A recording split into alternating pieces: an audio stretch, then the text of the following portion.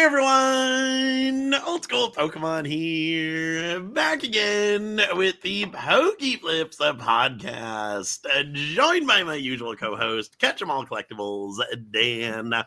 And today we've got a special guest joining us. We got Mr. GrimerCollects. How are you both doing today? Doing very well. Doing all right. So yeah, I think many people will probably know the name GrimerCollects. I also threw the new branding, the new thing your Instagram's going by, Iridescent Emporium. If you want to, for anyone's benefit who might not know who you are you? What do you do in the space? What have you got to share for us? Yeah, so pretty much I just lurk in live chats and troll, and then I have an Instagram and an eBay store, and I vend collecticons and shows every so often. That's pretty much it. Very nice. So what's the deal with the Iridescent Emporium? That was a few months ago, if I remember correctly. You made the switch over there. What's the thinking behind that? Is that like a big new empire that's going to take over the Pokemon world? Or I think my plan with that is I just want to change my eBay over to be like mainly raw card auctions. Mainly, it just seems like from my experience and from testing some stuff out, that seems like kind of where the direction I want to go. And I didn't want to just call it GrimerCollects. Not that I'm afraid of like Pokemon Company hunting me down and like smiting me into the ground. I just wanted something more professional. So I just came up with something kind of Grimer related. So that's how I got the name. I like it. And the thumbnail, we do have to shout out Mr. Walrus himself. Mr. Walrus, the NG Emporium, lowest consignment rates in the live chat. He is the mastermind behind the band artwork turned into a thumbnail where Nick and I are unfortunately for, as young Bambino mentioned, the thumbnail being quite vile, having Old School Pokemon and KetchumAllCollectibles in skirts. You've got Grimer creeping down there. Skirts, kilts, whatever they are. I don't know what's worn underneath those things, but Grimer has a peek. Grimer has a peek at what's going on under Nick's, so he will never speak of the atrocities that he's seen from under that sewer grate. Notice he's peeking at me, not you. I know. Oh, poor Grimer. Poor Grimer. I mean, I think people in our space have seen Dan's meat already. So I mean, there's not much for me to look into, I think. Oh God, we got quite the kickoff to our Pokeflips episode, which I'm super excited to have. But you mentioned there, we were talking pre-stream for a couple minutes. Collecticons, we're not sponsored, unfortunately, but we're constantly pumping Collecticons up. What's your slate? I'm going to ask you a lot here. We'll navigate our way through it. But and people in live chat, as always, feel free to leave questions. I'll highlight them. I'll get them on screen at some point over the next few hours. You guys are good to go till like 4 Eastern time. Yeah. I'd probably have to call it at 4 because I have to go to the post office and the bank still afterwards. But we'll be running for another 2.5. Go to the post office before. You wake up so early and you still don't have time. You have like I was 2 actually on packages calls. to mail out.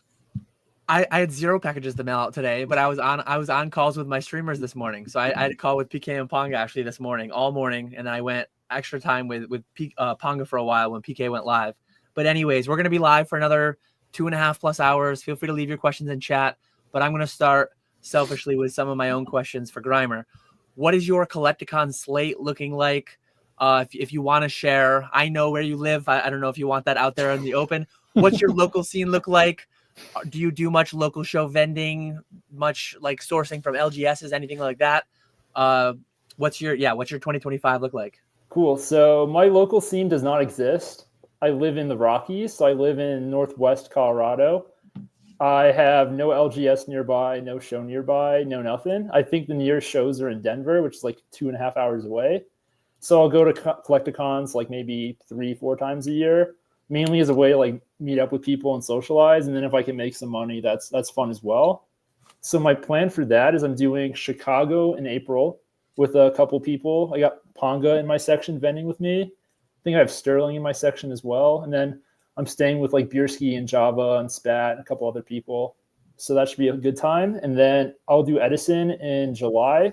Because again, there's going to be a lot of homies going there. That should be a pretty fun time. I probably won't vend that just because I'm going to also be visiting family. And I just don't want to be bothered smuggling cardboard across the TSA multiple times. And then I'll probably do Edison again in November. Maybe I'll do Charlotte in August or whenever that is. But that's pretty much my planned schedule at the moment. That's exciting. That's a pretty good slate. So I was reading chat and stuff, but quick recap. You're doing Chicago, Charlotte, Edison. What was the fourth? Was there a fourth one? Yeah, the second Edison. There's one in like November as well, I believe. Yeah. So both Edisons. I think I mentioned to Nick, Ponga's in the chat. I'm going to be going for Pokemon Day. I'm going to break a Jungle First Edition booster box next week. I'm going to Chicago for that. I have personal things going on. I actually have a Cub Scout event with my son for the first Chicago Collecticon. And the second one, I don't know if I can swing it because I think it's the weekend after or before. I think it's the weekend after Card Party Seattle. And I really want to do the Card Party Seattle one. Nick, you're going to do, I mean, you live in Chicago, so Chicago Collecticon would be easy enough to do. You're going to do Card Party Seattle, and then you'll be doing Collecticon in Chicago as well? Yes. Probably not vending, though, right? Just buying for the lives? Yep. Yeah. That's my plan. I don't plan to have a table or a section at any of the Collecticons that I go to. I'll probably just be sourcing mostly. I'll probably find someone who has a table amongst our friends, amongst our community. I'll pay someone to house some of my slabs, to consign some of my slabs on their table at most, if anything. But I might just go and buy. I might just try and go buy some sealed Van Gogh cases or something. We'll see what happens. But yeah, I'm super excited for the year of events. It's going to be wild. Chicago, what is Chicago? April? I think it's the what is it? The 12th and 13th. Yeah, that sounds right. I was going to say first or second weekend in April. I couldn't remember either, but that does sound right. So that's pretty quick. I'm actually starting. I'm going to be going to March 28th. I'm going to be going to the Fort Lauderdale one. So I'm starting my year a little bit earlier, and then I'm not fully set on the ones that I'm going to, but it'll probably be Charlotte. It'll be one of the two New Jerseys. I doubt I go to both. I think I'll go to the July one, and then I think I'll do Cleveland too, just because it's drivable for me. I think we're going to do a family trip, make it like halfway between me and Cleveland is Niagara Falls. So we might tie in like a family trip to Niagara Falls there. Kids haven't been there yet. No. But yeah, exciting times. Unfortunately, Denver a couple years ago, they had a Collecticon, and then I don't know this, Nick, and maybe you do, but remember how we had to pay? We had to pay for like a temporary vendor permit in Denver. Mm-hmm. I think that was the only location we ever had to do that. Yeah. This is me thinking out loud. I feel like that might be why we didn't ever go back, because it almost feels like they had some more of a hassle with the local bureauccy, if that's probably the right word. But that would make sense. I never thought of that. That would make sense though. Why that happened, or why they never went back. I almost feel like I was a part of some conversation with that, hearing about that. We had to pay. It wasn't a lot of money, but it probably came with some amount of a hassle, some amount of a headache on their end, meeting with the whatever government officials they did in the local Denver area to have that happen.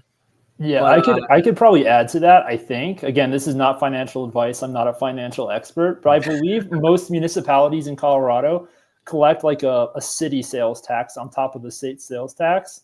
So that's probably why they were more strict with how that was being operated. I don't know if that's the case for other similar shows that exist in Denver, but I would imagine that's more of a holdup, because I think that's something that Colorado does that most states don't do. So. Yeah, I mean, I've vended quite a few different Collecticons in different states, and that was the only one that if my memory serves me, that we ever had that additional surcharge. And I'd imagine it wasn't like the easiest process on the back end for them to handle that and deal with that. So maybe that's why we ended up losing Denver. But Denver was a blast. I'm glad I went to the one that was there. Maybe it'll come back around someday. Next year, what are they going to have? 30 Collecticons? Like, it's so crazy what's going on. But that's pretty wild, because I live in the woods. I live not nearly as much in the woods as Grimer does, I don't believe. But I have like 3 LGSs within 30 minutes of me or something. They're not like crazy good. I still haven't really gone out and attempted to see if there's any business to be done there. But I have multiple options within a half an hour drive that I could go to. And it's just, definitely something people take for granted. How many people live within, like, what would it be for you? 100 miles, 200 miles? Like, do you even know? Probably 150, I would guess. I'm just trying to think. There's none in the Rockies that I know of. Maybe there's one. So I'd have to go to like Boulder or something, like right out of the Rockies, and it's probably like 150 miles, I would guess. Man, That's crazy. That's crazy. Is Iridescent Emporium ever gonna fill that void? You ever, No, you ever see this no. becoming? No, you're not going full time anytime soon. Not with an LGS. There is no shot I'm doing that. Yeah. I'm not surprised with that answer, and I'm very much on the same page with that one. But yeah, the vending is fun. It's fun to like put on the LGS cap for a weekend and then immediately take it off when you're done and not have all the additional baggage that goes with it. can we do a call out real quick? Retro, Mr. I want to do $5 million in sales in 2025. Can you pay the $15 to get a .com, sir? Oh man, Retro, putting do Retro it. on blast. It's so cheap to get your own website. Get rid of the .shop and get a .com. I think retrospecs.com was taken by some like vintage glasses seller or so. I think he's talked about that before, but certainly there would be some variant. There would be something that he could do. That's funny though.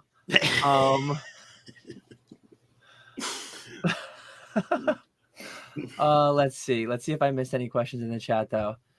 Mr. Walrus says, question, can you address the pure disrespect of having Grimer on 5 years into the podcast? We've had many great guests in our time, and there are many great guests yet to be had on. And we're happy to have you on. And actually, Mr. Triple Dipper himself, Grimer is on PTO as we speak. Grimer is of high moral character, and he is he's taken some time off his work so that he could be with us today. So we appreciate your time very much, Grimer. Thank you. I appreciate that as well. we appreciate your high moral character too, not like the amount of past guests we've had on that was officially on the clock for their appearance. Yeah, I do enough double dipping during the week that I felt obliged to go on PTO for this. Yeah. Oh man.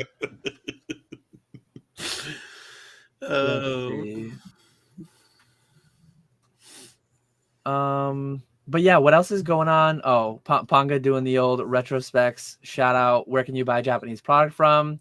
It is retrospecs.shop. It's too cheap to pay for the .com. So use code STEAK, I believe it is, for $5 off your $100 plus order. I thought it was meat. Is it meat or steak? I don't know. Retro, we need to cover everything. We need ribeye, we need meat, we need steak, we need bacon. Retro, I need all meats because I just can't keep it straight. Gee, you don't even know your own code. I will be staying next week with Ponga for the Jungle Box break. I'm excited for that. Pokemon Day. Is Pokemon doing anything for Pokemon Day? Are they going to, like, what's going on for Pokemon Day? I think they're just live streaming, and then they're going to reveal a bunch of stuff like they normally do now. Oh, it's going to be a Nintendo Direct is going to go on that day? Mm-hmm. Okay. I think people are speculating we're getting like Black-White remakes because of the Black-White sets coming out after the Rocket set. I don't know what else is expected. I haven't looked into any of that. Yeah. Yeah, I try to not keep up with too many spoilers. I'm chronically online, so they end up finding their way to me. But I don't seek them out intentionally. That's the bad part about streaming is I feel like I have to keep up with spoilers now because everyone in the chat wants to talk about it, and I have no idea what they're talking about. So do you try, or do you just say like screw them and you stay oblivious to everything? I've been staying oblivious, but I feel like I should start keeping up with everything. So that way I can actually talk about it. But no, I'm the same way. I like to be surprised. But I don't think I can anymore. Yeah. And Grimer, we didn't really touch on it, but like your background, what would you say your specialty is? Do you have anything you target specifically for business flips? What are you collecting? Anything like that? In cardboard, I'm assuming, right? Yeah, I mean, in and Yeah. outside of cardboard. If you want to talk about anything else too, I mean, I've Yeah. got Shelton Dooley over my shoulder here. Yeah, so I mean, I do most of my plays are just buying collections and breaking them down and selling the raw cards, either in bulk or selling them on eBay. I do a little bit of grading here and there. I've done more in the past month than I've done historically in like the last year. So that's been fun. But yeah, mainly just buying raw cards. I don't have like an era I specialize in. I probably like mid-era collections the best just because they're the most interesting to me. They don't have the best liquidity, so I don't buy them that often, but occasionally I'll stumble across a good one and I'll pick it up. Mm-hmm. And then naturally, you've got a Grimer master set. You're going for that in Black Label, probably. Black Label, tag 10, tag 1,000. Do not wind me up on that stuff, Dan. I do not want to go down that rabbit hole yet. No, but I mean, it's just a binder set at the moment. I have a Grimer Muck master set, all the arts in a binder. That's PC. And then I have a couple other slabs here and there I've picked up. Nothing too crazy. How many Grimer and Muck cards are there? Not a lot. I was gonna ask that. No, I was gonna ask. There's probably like 25 to 30 unique arts each, something like that. Nothing too crazy. Okay. Is there? Do you do the languages or do you do English only? English, Japanese? I just do whatever exclusive art comes first. So if like the Japanese one comes first and it's like only in Japanese, I'll do that. If there's both, I'll do English, and then I'll do a first edition, non-first edition variant. Like the only thing I don't technically have in my PC is the fossil test print muck, which I probably won't ever have because those won't ever get sold by Zach or whomever else has them. But yeah. Yeah, and Retro was saying it's not an option to pay for it because it's already taken. The code is meat. It's all encompassing. So it's not steak, it's meat. That's my bad on not knowing my my appropriate thing. GoDaddy was they offered him to pay an amount to try to negotiate for retrospecs.com. That's actually hilarious. That's so funny. Yeah, definitely valid. Nostalgic Collectibles says distributors over here in Europe have pre-warned us recently regarding incoming tariffs for the EU from the US. Have you guys been warned about retaliation tariffs which affects Pokemon in US? I'm not your guy for like the whole political environment that's going on. If and when they come, I will do my best to educate myself on to what level they affect me. But I did communicate with Canadian consigners. I have a small handful of them. I said, like, I don't know what's going on. If I get charged something, though, like that will just have to be worked into the consignment. As far as I understand, as of today, I don't think there's anything new, right? But what there could be tomorrow, the next day, I'm clueless. I did not even know that was a thing. Yeah, I know it's a thing, but I just do not have the time of the day to learn about it. So I just move on. Yeah, I don't know whatsoever what's going on with that. If they come, we'll deal with them as they happen. But I'm doing some like I buy a lot of packs right now from Europe because there's like a geographical arbitrage play going on. And we had that Adrian Treasure Cruise trading on. He's selling me a lot of packs. And if we get hit with a 10, 25% tariff, the entire margin goes away. And then I'll lose a source of multiple thousands of packs a month. So I'm not excited at the prospects of that. But it's pretty wild when you think about it. Like, it's not that surprising, but it's wild. The arbitrage plays between various platforms, between various continents, because this is such an inefficient market. Yeah, that's always been a thing though. Like back when I used to do Magic, when I played Magic back in like pre-COVID times, when I was in Scotland studying abroad, I was able to buy cards for like half the price they were in the US. And then because I speculated on stuff related to playability, I was able to like 10x my money as opposed to 5xing my money. So there's always been arbitrage stuff like that. That's just always a part of inefficient markets like Pokemon. Mm-hmm. Yep. Yeah, there's always money waiting for the taking somewhere. Mr. Walrus wants to know, here's a big one. What are Grimer's business goals for 2025? You got your SMART goals all laid out?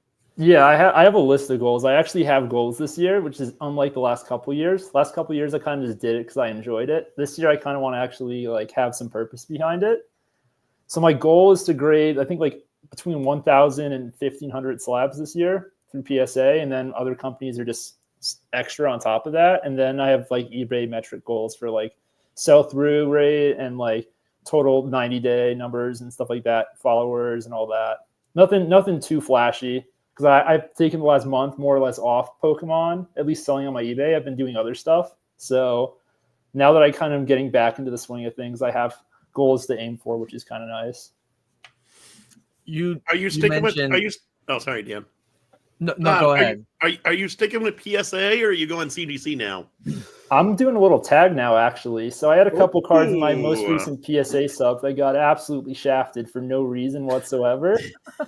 So it's like I had like a Dark Espeon from Neo Destiny that I like pre-graded to be like an 8 or a 9. Again, I'm not an expert. I've done some cardboard, but I don't grade as much as a lot of people in here. And it got a 5. So I was like, okay, this seems a little off. If it was like one dent, I assume it would have got a 6. So I'm assuming I just got absolutely wrecked by a bad grader. So I'm just going to take it, crack it, send it a tag. If I get above an 8, it's going to be an Instagram post adding both companies. So we'll see what happens. Was it you or someone else who posted the Charizard? Oh, that was me. That was the other card I had. That was egregious. That was awful. That yeah, was so I guess it was like a 7 or an 8, and I got a 4. That was awful.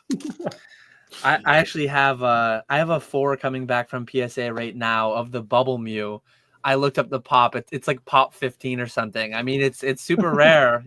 There's got to be someone out there collecting 1 to 10 every grade of the Bubble Mew, right? Yeah, that's what I'm saying. The 8.5s coming back are kind of a good thing, no? Because you get that 8.5 Bubble Mew. There's like probably 2 of them in existence. That margin is probably pretty good. I was looking at the Van Gogh pop recently because I had my final 85 pop from PSA. There is over 30,000 graded gray felt hats, significantly over that now, I think. And I think is there 30,000 10s and then like 50,000 total, maybe 60,000 total. There's one 8.5 gray felt hat Van Gogh.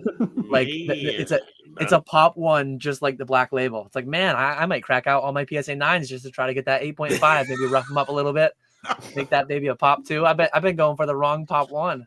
I've been trying for that black label.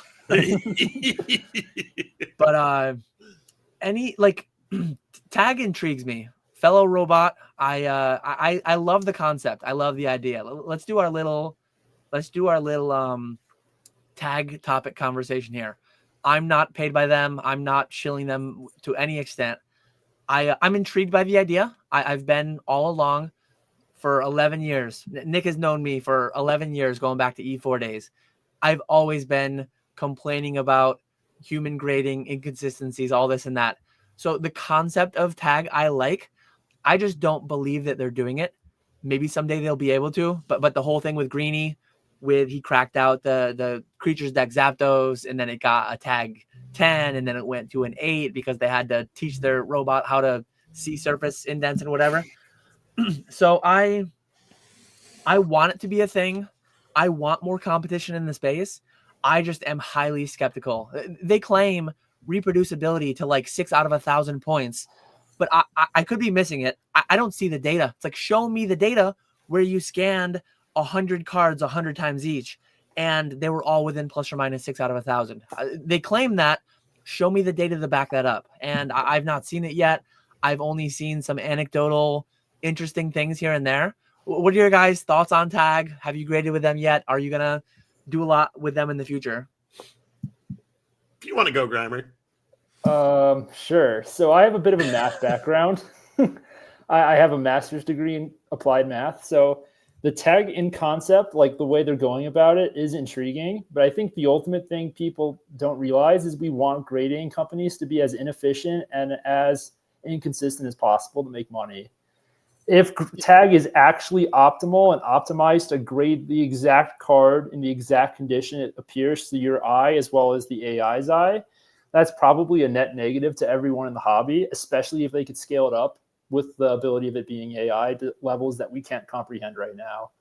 Because And ultimately, about, I think a lot of like the about their premiums goal, on right? like high level cards and like PSA, and especially in like BGS with black labels, for example, are directly correlated to how inconsistent and incompetent these companies are. So if these companies were like consistently grading your card in the exact condition that it appeared, and there's proof that it got that grade, and their system all makes sense and all the parameter values all check out in some logical way, that would be bad for everybody, because grading would be a lot less scary for new people in the hobby, because they don't feel like they're going to low roll or like gamble and lose money per se.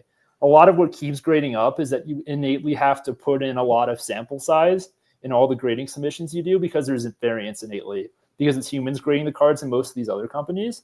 So like if AI is doing it, and if AI gets good enough to where it could consistently output the same result, and it's not like inherently flawed or inefficient, that's just not going to be good for us. I feel like if we're flipping, if you're a collector, it's probably cool because you're actually getting the grade that matches the condition of your card, and that's a way whole better other for the argument. collector. Yeah, for Yeah, sure. it's way better for the collector. It's way better in certain aspects for the industry, but not for people profiting off of the inconsistency, the headache that grading companies are. But Tag's supposed vision is that they're going to have like a grading pod in every LGS. I guess people like Grimer will be out of luck because he's got to drive 150 miles to get to his closest pod. But I'll have 3 LGSs that I can drive less than 30 minutes to, and I'll take my nice Griddle Greaser Pete, and I'll take $5 with me, and it'll go be tag graded on a 1,000-point scale, and it'll be slabbed same day, theoretically, potentially, for like $5-10. And there'll be thousands of these across the country. And if I send it to this one, if I send it to that one, different days, it's always going to get the same grade theoretically. I don't believe the technology is there yet. Do I think it could be developed? Do I think it could exist within 5-10 years? Absolutely. Like the exponential rate at which this stuff is accelerating, it could be a thing, but I don't think people actually want it. I truly don't think most people actually want it. So it'll be interesting to see how that works itself out. Yeah, I think What it about you, sounds Nick? good in theory, but it's like I don't think anyone actually wants it. And at least for me, from like a No. data science perspective, I just don't think their sample size for what they're training their models on is enough. I think you have to use Pokemon terms. There's a Pokemon called Spinda. I think in the game itself, there's over 1 billion variants of Spinda based on where the spots show up on the Pokemon when you catch it. And because of like the way the code works in the game, the spots move with every single Spinda in the game. The odds of you catching the same one is like basically mathematically impossible unless you could like manipulate the RNG of the game. And I think if you look at like cardboard as well, I feel like there'd have to be like millions of data points in your database, and you'd have to do some like intuitive or like creative thinking with the way you build your model to where it actually outputs something consistently that doesn't get wrecked by certain specific like edge case inconsistencies, like little surface dents, for example. Because if there's like a certain way it picks up the dents and it only picks it up that way, it's possible it'll miss other types of dents. So like you could have like one little dent, and if it's in the wrong part of the card, like if it's on like the front middle as opposed to the corner, your grade could be totally different from what it would perceive based on the scale, at least from what they tell you on the outside. And I don't know if either of you have dove in deeply to like those, I believe they call them dig reports. Those are actually really cool. I like those. They're cool, but like I don't believe them because I've looked at cards that have a clear white nick on the corner, and then you look in the corner, that corner is graded 1,000 out of 1,000. Yeah, and it has a visual, like maybe it was dust in that instance. I've seen several instances. I just they're making a big bold claim: 6 out of 1,000 reproducibility. Show me your work. Show me your work. Show me the card that you scanned 100 times and got the same grade within 6 out of 1,000. Show me it. Maybe it's out there. Maybe I haven't looked in the right places.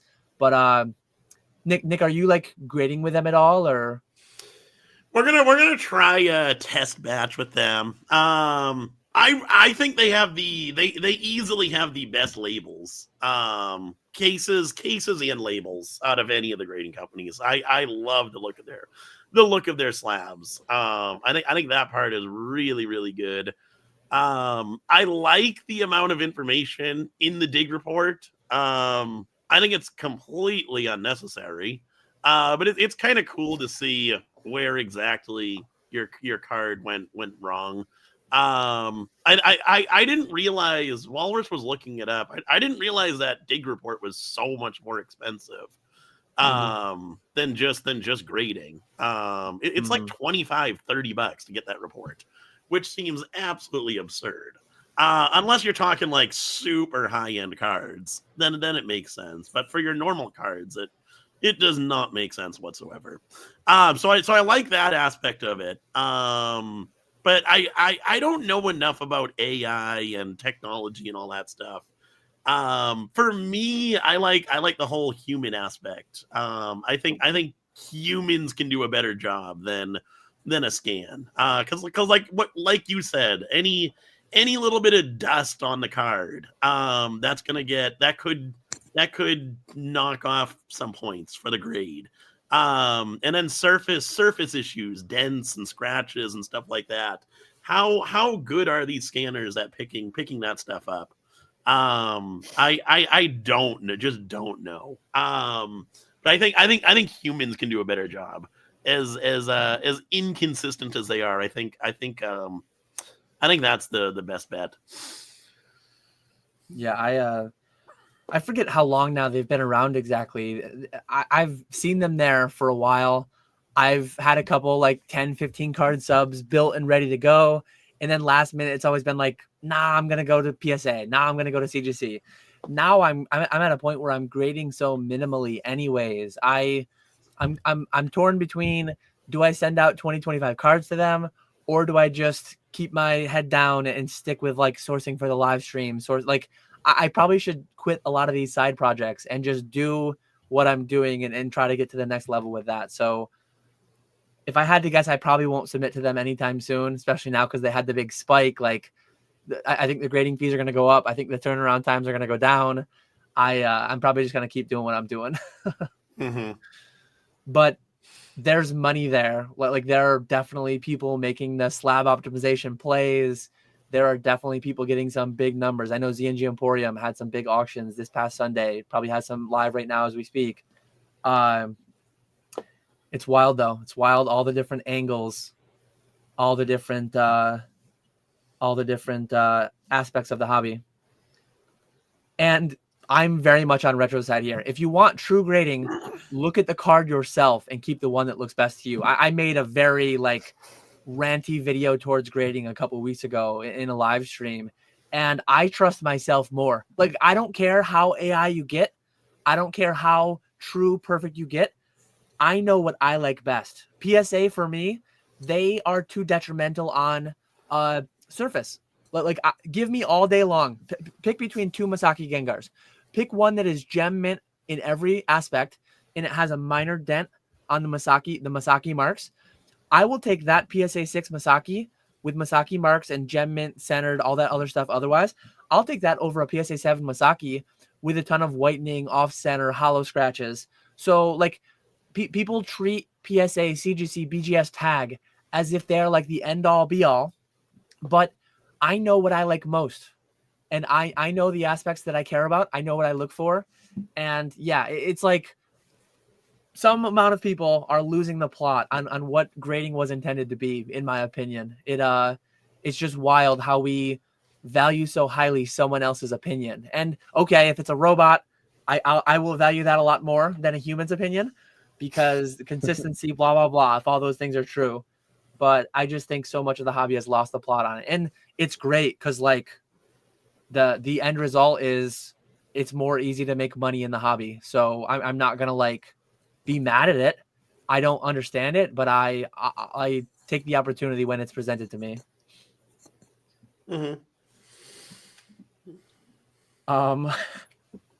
Imagine the conversations. No, you have to use the pod on 16th Street. It grades easier. Some amount of unscrupulous LGS owners hacking into the system and making their tag pod grade higher than the other tag pods. There's definitely all kinds of tinfoil hat type conspiracies that could go on, because right now you have New Jersey and you have California for PSA. The amount of tinfoil hats we get with PSA having 2 locations, imagine if PSA had 1,500 locations. What amount of tinfoil hats would come out of that? And that's what tag That's like the end goal, supposedly. So the amount of issues they'll have to face if and when they have 1,500 locations and they have people, whether or not it's true, doesn't matter. If everyone thinks it's the case, they will. I can't imagine that. I don't know. I can't. I like the idea of that. I can't see it ever becoming a reality. That's such a massive operation to keep up, just like maintaining those machines. And like the if something ever happens, having like the support to go out and fix the issue or whatever. Just look at like the like McDonald's, the ice cream machines. Yeah, because my question with that would be, I mean, I don't know too much about like what they're proposing to do. So this is just off my thoughts on it. Is how would you possibly be able to like restock like the physical plastic slabs that you need to put into the machine so that they could grade the cards that people are putting into grade? Because I was wondering how that whole like workflow would work as like an LGS. Do they just send you like a giant box full of like empty slabs and you just load the machine a certain way? And then they just like clamp them on your card like a sandwich from McDonald's and then just push it along the way? Mm-hmm. I mean, I think it's interesting though. I mean, if they can make it work, I think it would change a lot. I think it'd be very, very exciting for people to have a more easy to access way to grade cards, especially if it's consistent. I think that'd be great for collectors. Oh, and I just saw a massive super chat come in. This is Jesse Peng himself. Maybe, I don't know if his ears were burning because we were talking about Tag. I'm not like trying to say I think Tag is going to do this. I'm trying to say like these are the accusations that will be made, and they need to be ready to like handle that conversation. I don't remotely think that those things would be going on, but that's the pitchfork and torch gang will definitely get all kinds of wild conspiracies. And yeah, it would be great to ask the source directly. I'm an investor for the company and have the answers to your questions. I mean, I'd definitely be open to having Jesse on at some point if he wanted to talk about all this more. The big thing for me, I want to see the data. Like they're making big claims, and I think the data must be there. If they're claiming 6 out of 1,000, publish that data. And I'm not saying I have a hard time believing it. And if I see it though, seeing would be believing. And someday maybe I'll grade with them.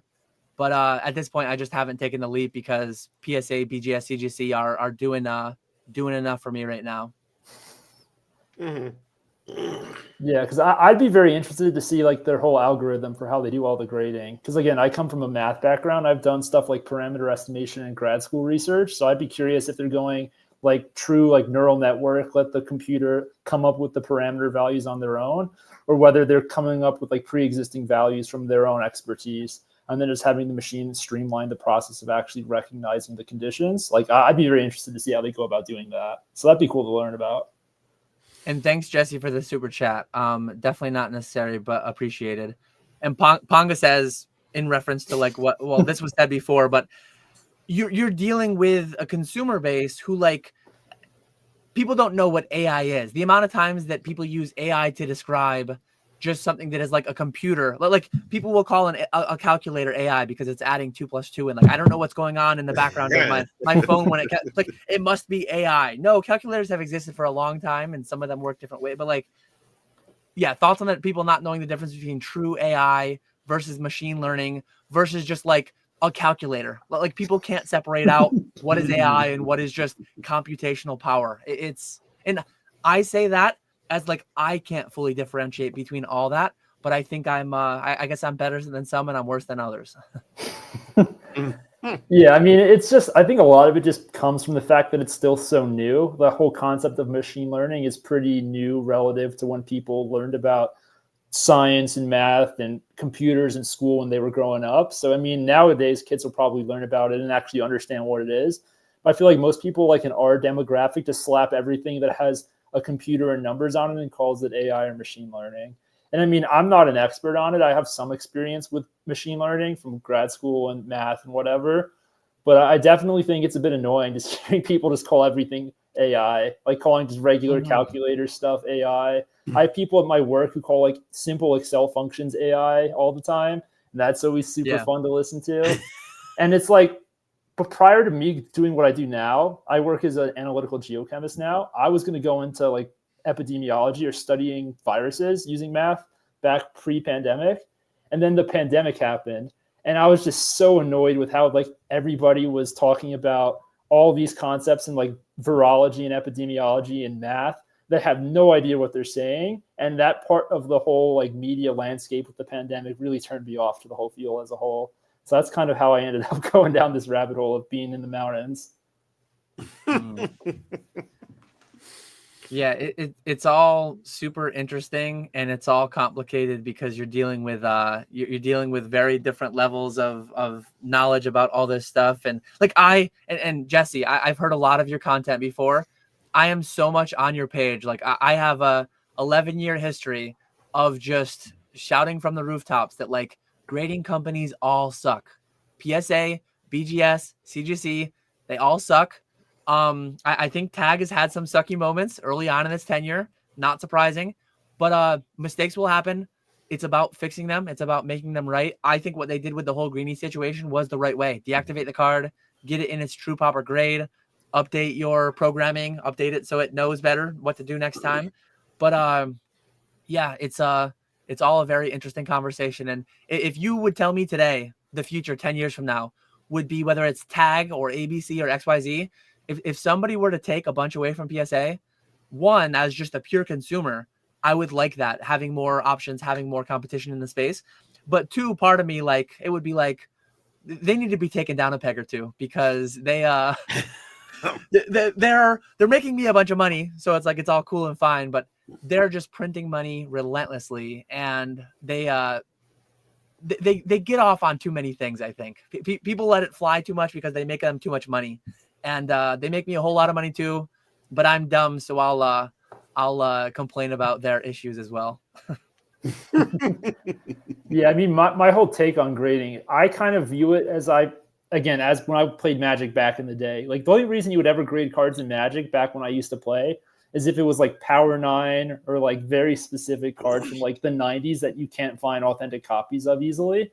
So people would grade it just so you could authenticate the card, encapsulate it, and give like an arbitrary, again, it could be accurate, it could not be for the grade, but give an arbitrary number to the condition just so they could actually like either sell a card or have an idea of what it is and what condition. Like I feel like in Pokemon, people don't really grade to authenticate much at all other than like the super high-end stuff anymore because it's mostly modern people are grading. And that's kind of like the whole appeal of the grading to me as a collector, at least for where it's at right now with the market, is I would do it for my PC if it's either just like a 1 or 2 off card that I really like and I would like to display it, or if it's like something like a piece of power in vintage Magic, because I don't want to buy a raw copy of that and find out it's been like super like tinfoil hat resealed, like resurfaced, inked on the sides or whatever. I'd rather just have it in a plastic case and be like a BGS 3.5. That'd be fine with me. You want to make sure your prototype beta cards are authentic, right? Exactly. Rest in peace. That is not good. That is not good. I was crapping too much on Tag, maybe PSA too, so I had to throw some shade CGC's way too. To be fair, I had to spread the love. But yeah, we had a lot of comments. I'm trying to keep up, and I'm not doing an amazing job. Shout out to Java Akuma gifting 5 memberships. We appreciate you as always. Nico says, as a card shop owner, I'd actually be more interested in a machine that can condition grade cards quickly. That would be easier, I would think, since there's a lot more variance allowed. Yeah, like if TCG Player, like we're all friends to some extent really with Mason, CNA Games. The amount of videos I've watched Mason talking about conditioning and reconditioning all the cards and the guidelines that TCG Player has versus eBay versus PSA versus CGC versus BGS versus Tag. If you could have some Roca type thing that would not only sort cards, but it would also condition cards, Fizzbatch, Roca, Magic Sorter, the amount of applications this could have, like Tag is one embodiment, one company's attempt, and that might be the future. Tag might take over the world in 50 years in like the whole grading world space. But that could just be the that could be the first step towards like majorly changing the way we interact with a lot of this. There's a whole lot of opportunity out there, and I'm I'm excited. I'm excited to see what it all has to bring. Yeah, and Jesse, again, thank you for the super chat. That's exactly my point. Even if you don't like tag, machine grading is here to stay. And if tag makes the big three or other grading change their ways and implement technology to improve their consistency, everybody wins. Yes, like a lot of people that are very pro PSA, anti CGC, a lot of people are like rooting for the downfall of CGC. Some amount of people want CGC to go bankrupt over this prototype thing. I don't. It's like when people become too powerful, if people get like a full-on monopoly and there's no other choice, do you think we win? Does anyone truly think we win as a hobby, as a consumer base, if PSA fully takes over the world? Like if you look at Generate reports right now, what are they grading? 80% of the market, 80% of the volume they have. If that becomes 90, 95, 99% of the market, that bodes well for collectors, universe, investors. That does not bode overly well for all of us, I don't believe. So I'm genuinely rooting for tag. And how critical I've been for the past 11 years of, and I'm critical of eBay. I'm critical of Fanatics. I'm critical of PWCC, Heritage, Golden. I'm critical because I care. Like I want these companies to be better. If I didn't care whatsoever, I wouldn't talk about it at all, and it would just be nothing to me. But like I genuinely care about these companies doing what's right for the hobby, the people as a whole. CGC. Look at all the errors that PSA restarted grading because of CGC. They would have never done that without CGC coming along. Yep, and I know PSA recently upped their price slightly, but if CGC didn't exist at what's CGC right now, like $9-10 a card in that vicinity, a little bit cheaper if you have a dealer thing or whatever. But I promise you, if CGC didn't exist at 10, PSA could charge even slightly more than they're charging now. Like CGC's existence, even though it's a different product and not every consumer has overlap there, their existence at that lower price point has some downward effect on like what PSA is going to offer for sure.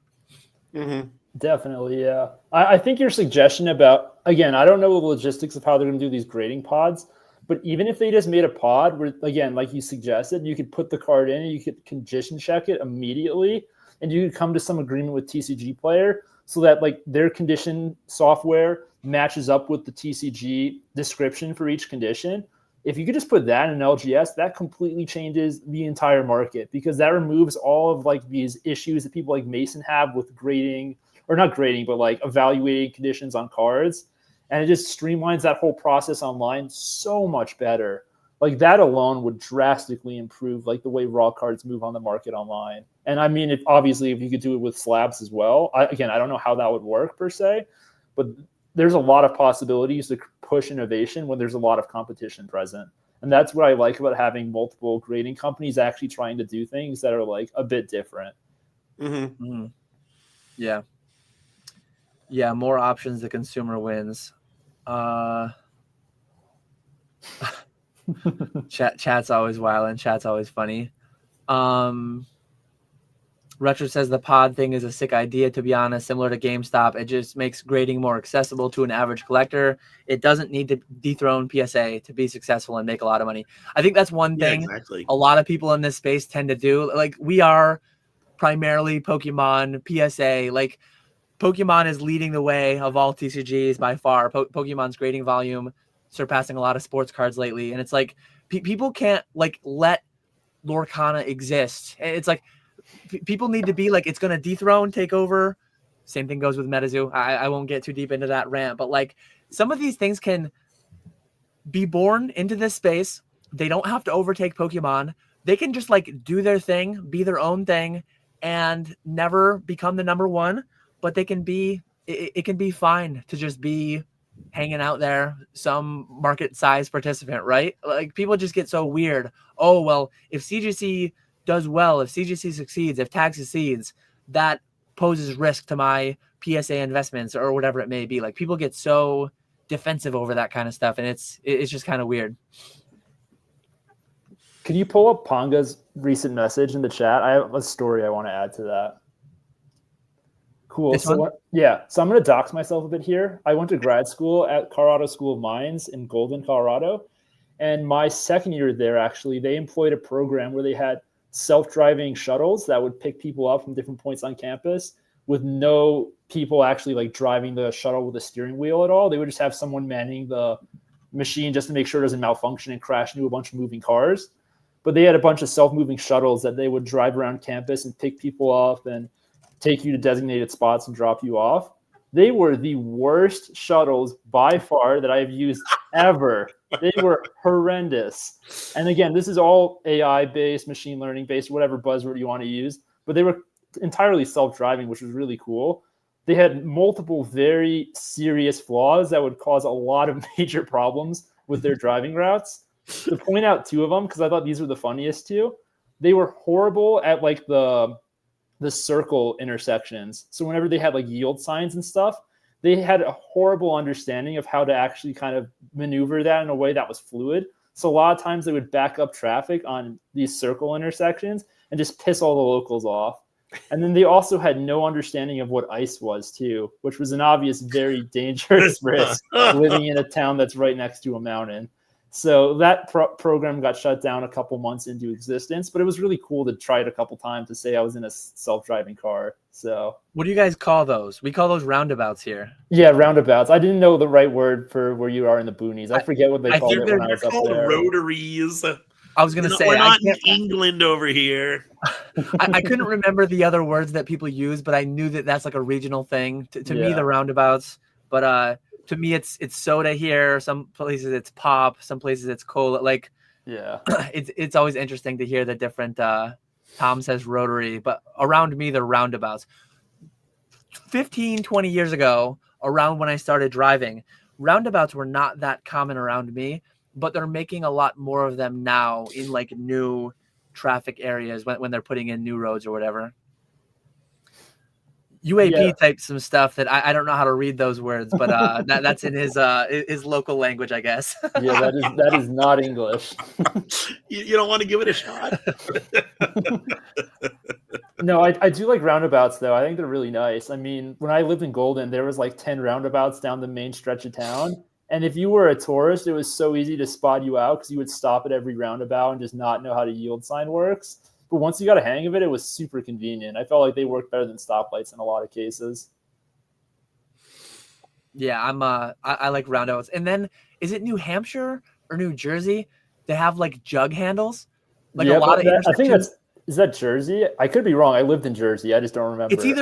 It's either Jersey or New Hampshire. It's somewhere close to me. But instead of turning left or doing like a U-turn, they have where you go off to the right and then you end up on the crossroad and then you take a left from there. I'm pretty confident that's Jersey. I remember doing that growing confusing. up. Yeah, they're Jersey. Anonymous Bob says Jersey. So yeah, jug handles. Certain states you can turn right on red by default. Like in New York, you can turn right on red as long as it doesn't say it. But we're getting down some rabbit hole of like traffic terminology and traffic variances by state. But that's funny. We had a lot more commentary about tags. I'm going to take a couple more questions. Fat Belly Collects says, I want to know what is the difference between tag and AGS. I genuinely don't know. I think they're both doing some kind of a scan. I think tags is like, is it a 2D scan or is there some amount of third dimension there? There is 100% third dimension scans. I forget whose post on Instagram I saw, but I saw someone who like regraded a slab from some other company to tag, and they got wrecked on surface, and they showed like some kind of topographical scan that showed like the little pinhole dents on the card. So they definitely do more than a 2D scan. It's not like they're just taking like a PSA scan and calling that enough to validate the surface condition. Yeah, I don't know. I've never graded with AGS either. They've been around for like a couple of years at least. I actually talked with Nick. You remember Pokemon Saves the World? Yeah, the AGS guys were there. I talked at the warehouse. I talked with one of the guys. Yeah, you go ahead on AGS. Are they still around? Are they still around? I haven't heard. I believe so. In a long time. I believe they're still around. Yeah. I think just like cases alone, tag is way better. And the AGS cases labels look absolutely terrible.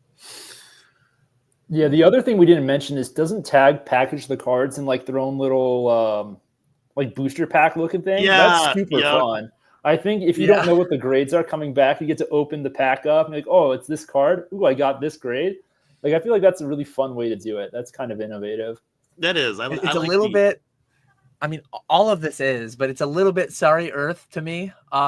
Just adding more layers to our layers of packaging, but everything in this space is sorry Earth. So we apologize deeply, Planet Earth. We apologize deeply.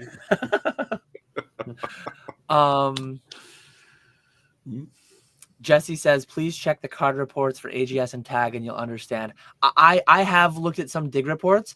I don't think I've ever looked at an AGS report or anything, not too in depth. But yeah, I believe I've watched Jesse open some of his returns before. And I think, I guess it's a different way that a mystery bag streamer on Whatnot or whatever. You could just grade 50 cards, have some be Celebrations Charizards, have one be a Moonbryon, have some be like super cheap cards that you could do a mystery bag that is just pre-built for you by tag, right? You could get a 50 card return and like, I'm going to sell 50 slots. Here's my Milky bags. Here's my, here's my, I think I heard someone saying that someone was doing that on Whatnot at one point. So it's already a thing. I'm not like innovating here. I'm just, please go online and find an AGS report and put it side by side with tag. I'm already stumbling and fumbling trying to get all the comments up in time. But at some point, Jesse, if you want to come on at some point, Jesse, we can definitely have you on and we can go deeper. Like I would love to learn more about tag, and I did do a fair bit of research into it at one point a year ago. Not a crazy amount, but I looked into it. I had people suggest to me that I should look into potentially investing into it. And it's not like I didn't find things. It's not like I found things that I didn't like that prevented me from investing in it. It was more the Pokemon market, my liquidity level. I just didn't end up going down that route. But Walrus says dibs on the tag now. Not going to let Nick make that one. Yeah. I'll give it to him. So let's see. I got that one. This is a very good point by Walrus, which would lend itself well to the whole tag pod future thing. What keeps people out of grading is they're scared to mail anything. 100%. Like the amount of consumer confidence that you would have, like even with GameStop, it is taking the mailing out of their hands. So I think more people are safer. But if you could tell someone, hey, if you come in on Wednesday at 5 p.m. and you get here, like we're gonna have a certain amount of cards we can grade in a certain amount of time, but like you can come in, you can play Pokemon all night, and then at the end of the night, your 5 cards, your 10 cards, you're gonna walk home with them tag rated. Like that is monumental. That will get some people into grading that never would have graded otherwise. So yeah, that I see the vision. I see the vision behind what it could be. There's definitely a demand that would be there for it, but it'll be interesting to see. Ponga says Grimer needs a cut of super chats. Speaking of that, the whole Pokeflips thing is all in Nick's name. So Nick, I need a cut of super chats. Hey, you get the affiliate link revenue. Go click that affiliate link. So I get those 10 cents per episode. Nick gets 5 cents per episode for our normal episode, and then Jesse comes in dropping 140 Canadian, which I don't even know what that amounts to in US dollars, but that's up there for sure. That's probably our whole year's revenue.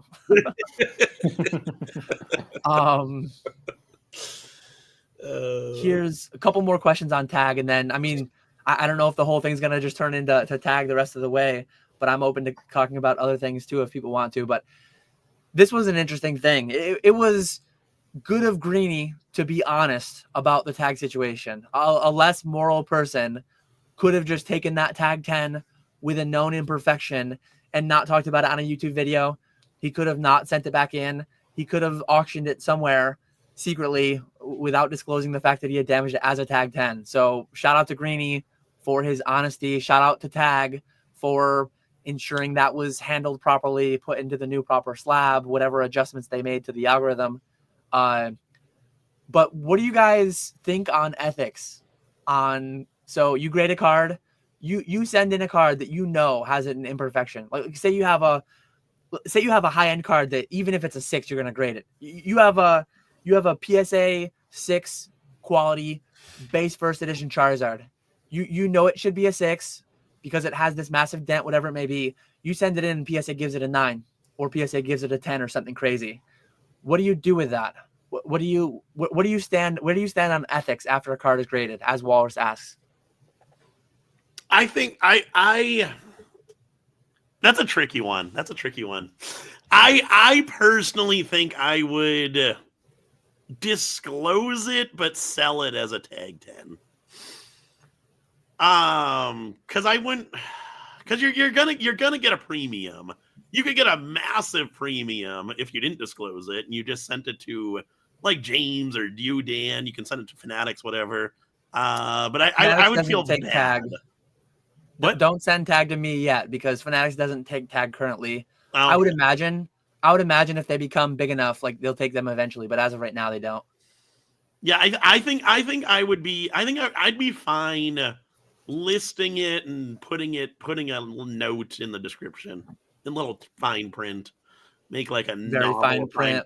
At the very end, it says this white background. White background, white text, so they can only find it if they highlight. Yeah, exactly. But yeah, no, that's what I would do. What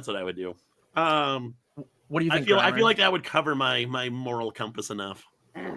I think it's a weird situation. I think with like your theoretical first ed base Charizard that you think is a 6 but gets a 9 because there's a dent. It's so weird because I think, again, PSA is innately inconsistent. So I assume, I don't know exactly how their workflow is with grading. I assume it passes through more than one grader's hands when they're looking at the condition of the card before it gets submitted and finalized for that grade. So again, I probably would disclose it to some extent, especially if I'm like bringing it to a show, for example. If I'm selling it in person, I'll disclose that. But if I'm sending it on eBay, like if I'm sending it to Z, I probably would just send it as is and just forget about it. Like sometimes they make mistakes and oftentimes it hurts the person grading the card.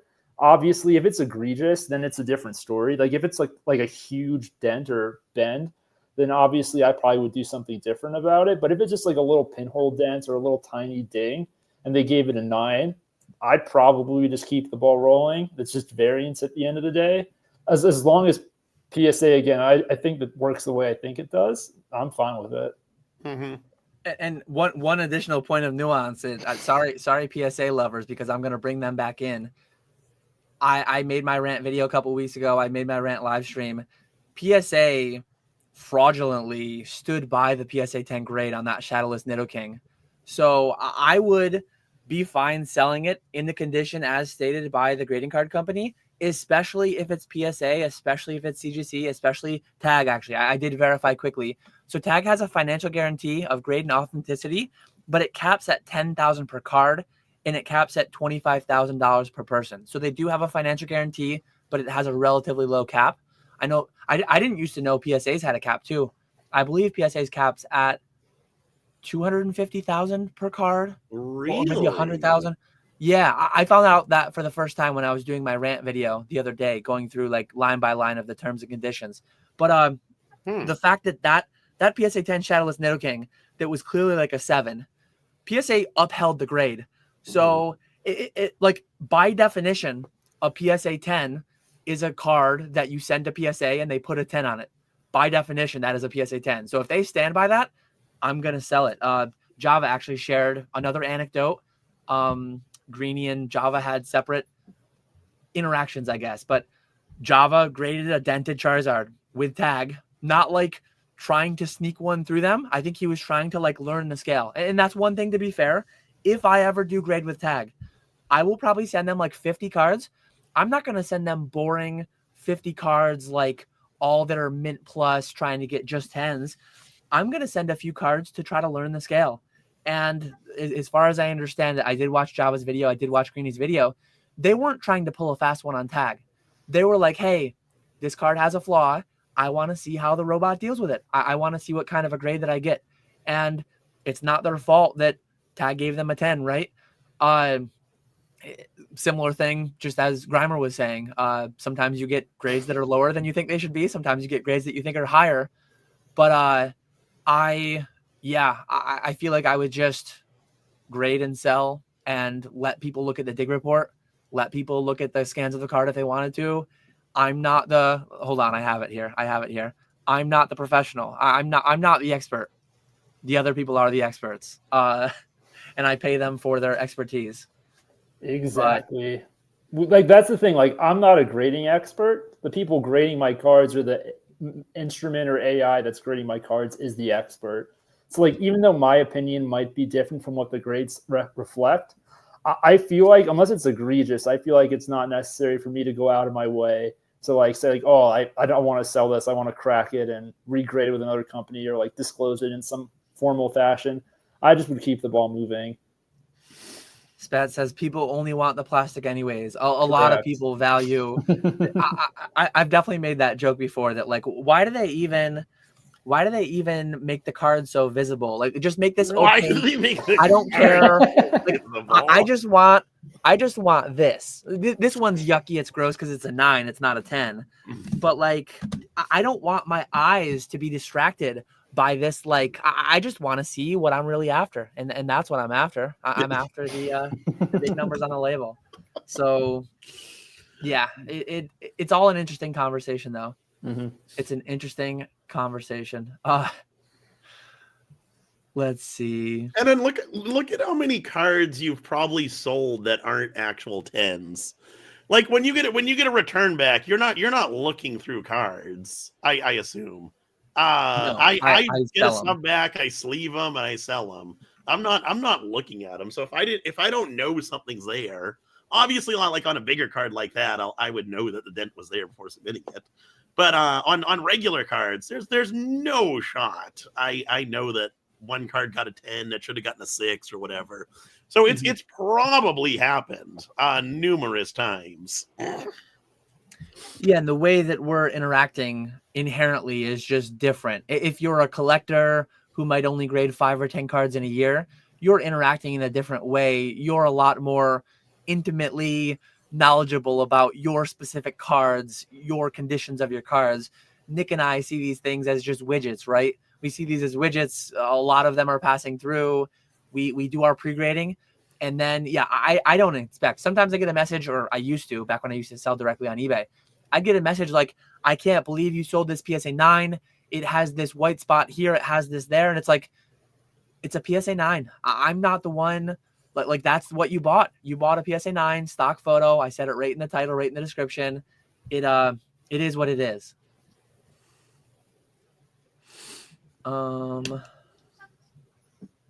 Jesse is doing some wild things with Tag. I follow him on Instagram, and he's cracking out like high-end cards in PSA 10, CGC 10. A lot of his followers are having some kind of feelings about it. It's weird how people get so emotional. I can't believe you would crack your PSA 10 card that you're never going to sell for the rest of your life, and it has no like big financial effect on you. And like people get mad at him for turning a PSA 10 into a Tag 8.5. And I, again, 11 years I've been in the hobby. I've been shouting from the rooftops, like the amount of cards that have gone from a PSA 8 to a CGC 9 to a PSA 10 and vice versa, every which way. If Tag is truly doing what they're saying they're doing, I just want to see the data. I'd rather not spend thousands of dollars to replicate the experiment myself. But if Tag has the data that they're replicable to 6 out of 1,000, just show me that. Like I'm gonna make a note to look for that Tag 6 out of 1,000. If that exists, that's a big claim, and I just want to see the data. Yeah, I think one of the example I gave about the surface issues, I think was one of the cards that Jesse just mentioned. I think they posted about it on Instagram, and I'm pretty sure that's what I remember seeing. I could be wrong. It could be a different example, but that does ring a bell. So on the slab topic, do you guys sleeve your slabs? Like when you put them in inventory, do you sleeve them or do you sleeve them? Do you not sleeve them at all? Do you sleeve them when you put them in your inventory, or do you sleeve them when they sell? Because for me, I think it's a lot easier to flip through like them in the BCW boxes when they're in sleeves. So like when I get a submission back, that's the first thing I do is I sleeve everything. What do you guys do? I don't put more plastic on my plastic until I have to sell it. You're welcome, I'll put Earth. it like that. You're welcome, Earth. I think it's much harder to go through them. Like you can't like flip through them as Oh, easily. you can still do it. You just got to get good at it. Just It sounds like you're good, just Nick. overcrowding your inventory. You got to get some more boxes. Get Walrus to work more. I don't sleeve. So I used to sell on my own eBay directly to the end consumer, but now I don't. I send them unsleeved to PK and Ponga. I think they sleeve them before they ship them, but I'm not entirely sure. We got Retro saying that he saying that he doesn't sleeve them. The sleeves protect them from damage, but also if you put the sleeve on the wrong way, you get micro scratches on the PSA case from putting them in a sleeve. So it's like if you are that anal about what your slab looks like, I have a bottle somewhere. I can't find it right now. Plastex. You have to have Plastex if you care that much about how your slab looks. I used to tell people that in eBay, and I'd get negative feedback. This guy's telling me that I got to buy something else to take the scratches off his slab that he sold me. But that stuff just drives me crazy. That's like I'm removing myself from business to consumer because I can't handle that stuff mentally anymore. I'm going to have a mental breakdown if I have to continue dealing with it. So that's PK and Ponga's problem.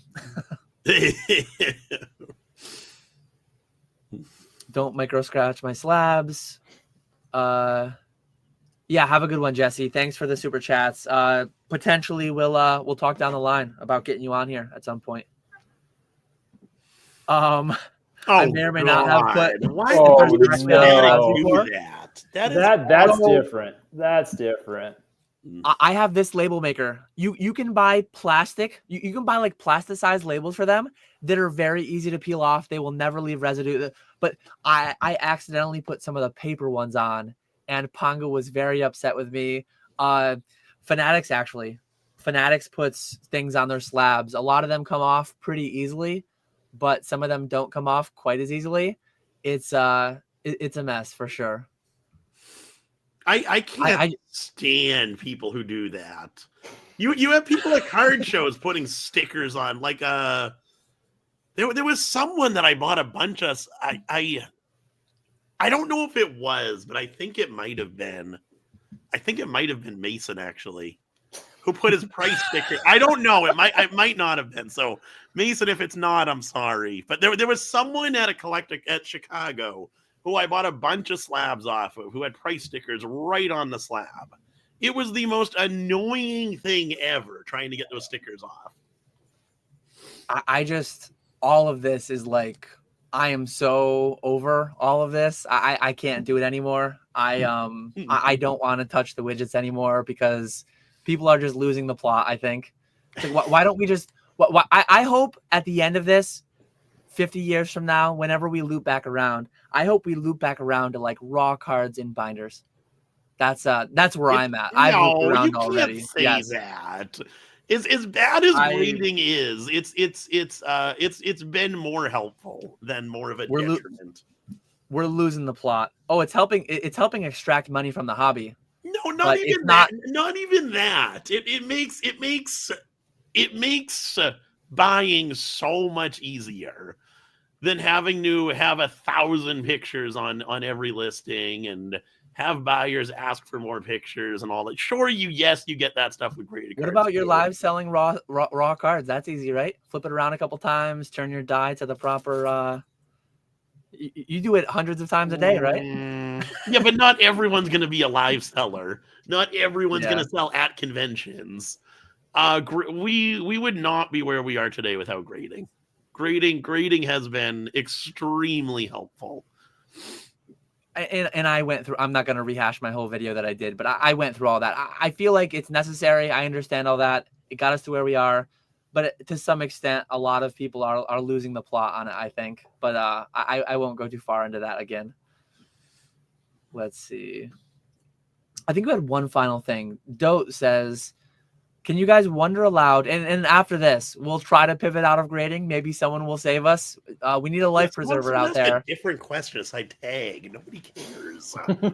Can you guys wonder aloud if tag and future pods can detect fake cards well enough? You might get another $70 and I won't have to go to their website to check.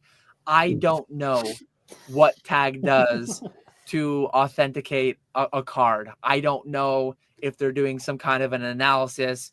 Anyone who looked at CGC's article they made a couple years ago on the prototype Blastoise, they were doing XRF analysis. They were doing a lot of things, which like, and Grimer, maybe you want to have some. You don't want to touch it. No, I do want to touch it. That's just stupid. Let's touch it because I think what CGC did with the Protostoise was throwing fancy charts and numbers that meant very little but looked impressive to a lot of people. I don't think what CGC was doing, I've vaguely talked about this before, but like a lot of that was just throwing a lot of stuff in your face. The end consumer is ignorant of a lot of those kinds of analysis tools. And what CGC did on the Protostoise was actually not as impressive as a lot of people talk it up to be, I don't think. Grimer, if you want to go, you can probably do a lot better justice than I can. Yeah, I mean, I don't know too much about the lore behind that whole debacle. I do know a bit about XRF, though. So unless they're trying to, like, use XRF to find, like, the actual material inside, like, the hollow layer of the card and comparing it to, like, authentic copies, I don't know why you're trying to do it. Maybe it's something I just don't understand. But I think with this... that's what they did. Yeah. But like, they didn't have control samples. They didn't show of what what can you buy at Hobby Lobby. They didn't show like what you could buy in other areas, and I don't know. That whole thing was just kind of interesting. Yeah, it's just funny hearing they're using XRF to figure out if the card's fake or not. Like I think that's just the whole idea of that just funny to me after doing a bunch of work with that kind of stuff in totally unrelated fields. But I think with the tag detecting fakes, it's like there's multiple levels of fakes. You have like the worst of the worst quality fakes, like the stuff you can look at and within like a millisecond tell it's not authentic. And then you have stuff like the beta playtest cards, which take a bit of nuance and understanding of how printer metadata works, I guess, in this case, to figure out if they're authentic or not. So, I mean, I'm sure Tag can implement some sort of model or some sort of system in their program or programs or whatever they use to detect fakes. But again, if it's something like the beta playtest cards, that's more so just to the discretion of the grading company to find like all the information they possibly can on the card to authenticate it. So it's like taking something on like that it isn't proven to be 100% authentic. It's just an innate risk. And especially when you're an up-and-coming company, I feel like that could be kind of dangerous because if it goes wrong, it could just end up nuking a whole portion of your market. So I think it definitely has levels of nuance to this sort of a question, but I'm sure they have some level of authentication measures in their system. I just think with like the beta playtest cards, for example, they probably wouldn't be accounting for the printer metadata when they built their system. Like, I don't think that's something that they would have programmed in. Maybe they do now, but I don't know. Well, and that whole thing was like they were playtest cards printed on just like regular like residential quality printers, essentially, instead of being offset printing, which doesn't have metadata. That whole thing was a wild, different conversation. But I don't know what Tag is doing. I don't know too. Like one thing you need to figure out is what's the variance in like the card stock that Pokemon uses. Pokemon has more than one print facility. Mm-hmm. I don't know how many they have exactly, but like what's the variance in card stock that they use in, I believe North Carolina is where Millennium Print Group is. What are all the other ones they use? What's the range of expected outcomes in the different like feedstock for the raw material? And does PSA, CGC, BGS, does Tag, do they do anything to vet any of that whatsoever? And then looking at the card stock from Japan, looking at the card stock on the Chinese cards, and I don't know how much of that is done. I think a lot of it is just like an obvious quick look at it and verifying. I think that's done on a human level, but I could be wrong. Mm-hmm. I don't know what would happen. I can't imagine there's like a ton of technology. I imagine it's just people. Like the obvious fakes are so obvious to tell. This would be a good question for Jesse. Yeah, like, exactly. If you go on eBay, you can buy those 100 Flash Pokemon, the super fake ones, like the Caterpie EX. The Charizard. Like what would happen if I put one of those cards into a tag thing. I don't think the screen would flash red and it would say like inauthentic. I think it would be like, that's probably a human process to verify the card going in is an authentic, genuine Pokemon card. But like, yeah, what would the dig report look like on a Caterpie EX that was bought off eBay for 99 cents? Like, that's a good question, I think, to ask. Would yeah, I don't know.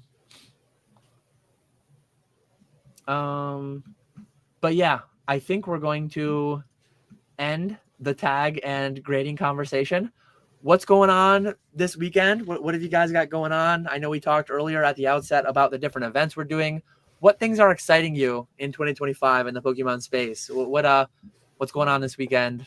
Something to save us from this conversation. I'm excited for next week. eBay's doing instead of Pokemon Day, we got Pokemon Week coming up. So they say they're gonna be advertising eBay Live a lot. So we'll see if that actually happens. But I've got some better stuff going up all week, and then obviously Pokemon Day on Thursday. Gonna be streaming on Thursday. Running a whole bunch of good stuff. I'm excited for that one. That one's gonna be good. A lot of auctions, higher end auctions. Going to be trying what is it? It's a BGS 9.5 Moonbreon. We'll see how that one does. But I'm really excited. So that's gonna be a lot of fun. Hopefully they actually do advertise it. I don't know if have you guys seen eBay Live advertising, like banners on the homepage of eBay? Because I've been noticing it a lot more. But I don't know if it's just me because I go on eBay Live all the time, or if it's other people noticing it too.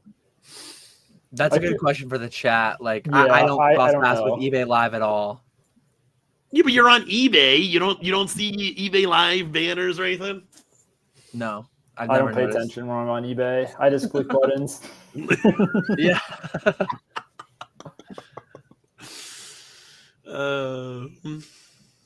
What about you, Grimer? Anything exciting this weekend? What's going on in Grimer world? Oh, I got a bunch of cards to list. I have a bunch of random old Magic cards that have like 3x that I got to list, and then I have some other like old Pokemon stuff from previous shows. I have a couple collections just laying in the cardboard box. I haven't opened up yet and audited, so I have a bunch of just like random kind of prep and listing stuff to do this weekend, and then I'm going ice fishing on Sunday, so that should be pretty fun. Ooh, very nice. That's a good time. Oh yeah. What's your split? Like are you 90+% eBay? Do you do TCG Player much at all? Are you just eBay? I've done historically only eBay. I've tried TCG Player a little bit. I think if I did more like Magic and Yu-Gi-Oh, for example, where it's more player centric, I would do more TCG Player. But I think with Pokemon, or at least with the stuff I deal with, which is mostly non-modern, historically, I think it's just better on eBay. Because a lot of times you go on like TCG Player, if you try to sell non-modern cards, it's like if I was a random consumer and I bought a random near mint, let's say Fossil Raichu, it's more likely than not going to come in like NP condition. And like the prices on that stuff's all over the place. eBay, the market is a little bit more fleshed out, and you could actually see the pictures of the cards easier. I just find like that's easier for people that are coming to buy cards from me to actually kind of discern what the condition is. So like I don't even put like near mint or LP or any of that in my titles anymore. I've stopped doing that, and it seems to be fine. I haven't had any issues with conditioning since I've changed that. So it's been a long time since I've sold like single raw cards on eBay in that fashion. I don't really miss it. Overall though, like anything else, 95 to 99% of the interactions were always fine. And then you'd have 1%-ish, you'd have issues. You'd have complaints, returns, negative feedback, whatever it may be. Mm-hmm.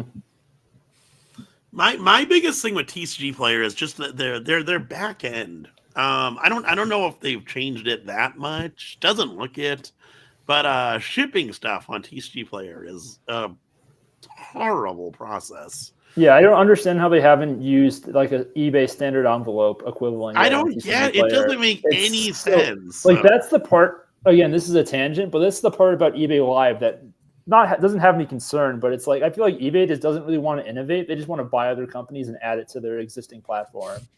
Because like I don't understand why TCG Player even exists if they're bought out by eBay. I get that like there's already a defined consumer base there and people know it, and obviously there's a whole company that operates TCG Player that's owned by eBay now, I guess is how it works.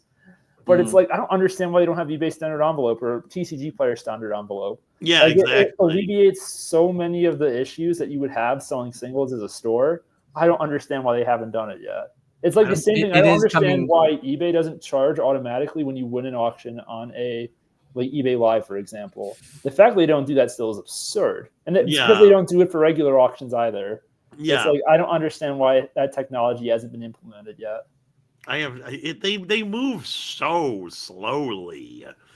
Nick spent 2 years on eBay Live. When was that call me, you, and James were on? That was years ago. And we're just starting the actual like testing of automatic payments. That might have been like summer. Slow. That might have been summer of 2023. And yeah, we're coming up. Yeah, Nick, James, and I were in this call. There's no way it was 2024. It had to be 2023, right? That's wild. I wouldn't be surprised if it was 2023. I've been in conversations from the eBay side and the TCG Player side. Like it is definitely coming, but I was in those conversations a year ago. And it's like, what are we doing, people?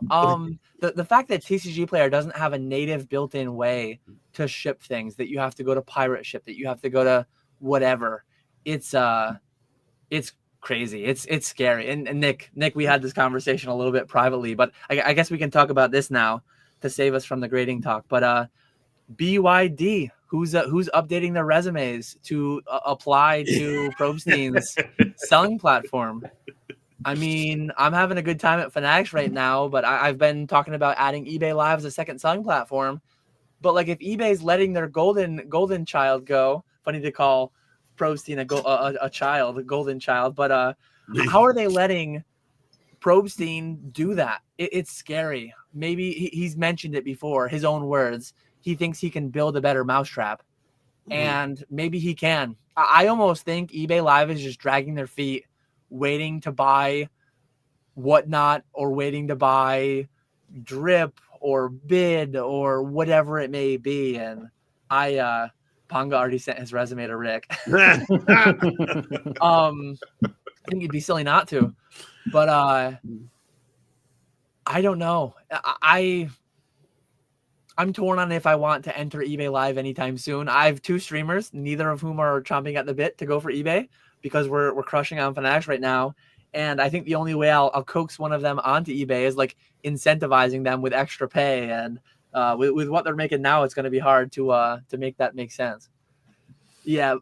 Rick did talk about a higher quality level, more like, what did he call it?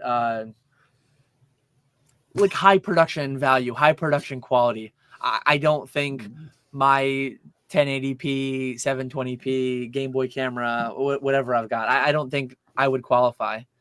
I think he's going for something more, but we'll see. I don't know how I feel about shipping everything either. That seems like, so like the streamer does a stream and then ships everything to Probstein and they mail everything out to the end buyer.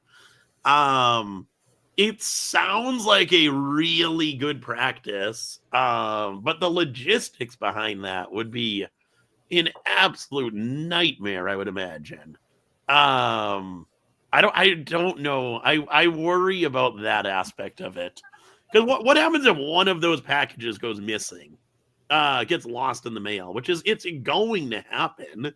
You know it's going to happen at some point. That whole thing is scary to me. Yeah, logistically, that just seems like a nightmare. Obviously, if you're the streamer, that sounds wonderful if it works. But I feel like as a buyer, that does not sound wonderful. You just have an extra layer of shipping you have to deal with for waiting for your order to come in. I feel like people are impatient enough nowadays. Like if they have to wait an extra week to get like their $10 single they win on a Nick Live, I feel like people are going to be throwing the pitchforks out. That's the other thing too, is just the delay in shipping. Yeah, because there are definitely people who buy something in the live. Like we had it over It was especially bad over what holiday was just President's Day. Walrus was creating labels Saturday, Sunday, and we had people messaging us on Monday. Hey, the tracking hasn't updated at all. What's going on? And it's like, the post office is closed. We're going to drop your order off on Tuesday. But people are so impatient. And that's just going to add a whole other layer of impatience-ness. Impatience-ness. I'm not going to let that one slide, Nick. I'm going to call it out. I'm going to signal boost it. It's a funny I just had a call with PK and Ponga this morning, and it was just funny to hear them talking about the messages that we get in Fanatics about when is this going to ship, this, that, and the other thing. And I'm trying to like step away from all that. I don't miss that whatsoever. And that is a massive concern for this bid, BYD. It's like, oh, that sounds great. The streamer, instead of shipping 100 packages the next day, he ships it all to Probstein. If you buy from me on Monday and you buy from Grimer on Tuesday and you buy from Nick on Wednesday, you pay one shipping and you get it all a month and a half later when it goes through Indianapolis twice, when there's wildfires going on. Like the amount of additional logistic delays to that is it'll be interesting to see how the end consumer deals with that patience-wise, impatience-ness-wise. Oh man. Let's see. Probstein is set to ship fast. Man ships same day. His auctions end. I trust Pikachu to get it done. What? Oh god. I need to vet my comments before I fully pop them up on there and go. Always call that's like one of his things when he comes into the lives. He'll Pikachu. He's self-dubbed. Okay, so that's that's a Probstein there. I feel better after saying it, knowing that it's self-dubbed and not something Walrus put on him. Oh man, that's funny. But no, that's really interesting. And like my first reaction to that, having no insider information whatsoever, but I'm an affected individual potentially, because I'm contemplating adding eBay Live as soon as the next couple months. PK going full time kind of pushed that back a little bit because I want to see the new steady state, new equilibrium for what we have with him streaming days. But my next focus was going to be getting someone fired up on eBay Live. Now that eBay is letting the Pikachu go with $100 million worth of business, it's weird because he said he's going to do both. He's going to do both. It almost feels like eBay is allowing him to get it going, and then they're going to buy it from him if it succeeds. So it almost feels like the only reason they'd allow him to do that while simultaneously maintaining his and this is me speculating, this is me like not knowing this for sure, but it almost feels like, okay, Rick, go try your thing. If you build a better mousetrap, our eBay Live sucks. We'll just buy yours for $100 million, for $500 million in 2 or 3 years from now or whatever. And me as a potential user of eBay Live, I'm kind of concerned if I fire up eBay Live for April 1st and I spend a year growing that platform and then they just buy bid. And now I have to transition over to bid and I'm a year behind now, not having started with them. It's like, am I wasting my time like I did with the eBay Vault, thinking that they were actually going to do that with the future? And then you hear all these you hear all these conversations afterwards. PSA and eBay were in the conversations that whole time. They knew that whole time. They were just lying to us. They're like, oh yeah, buyer's premium will be 3%. It's all going to be good. Like eBay Vault, they knew it was going to be a PSA Vault. They knew it was going to be 16%. They knew what was going on. They were just lying. But if you listened to that, did you listen to that one, Nick? Probstein on Sports Card Madness? Yeah, I did listen to that one. Did you listen to it? Did you watch it too, Grimer? Nope. Oh, so you don't even know what this is? No, I know what it is. Have you heard about it? You're aware of it.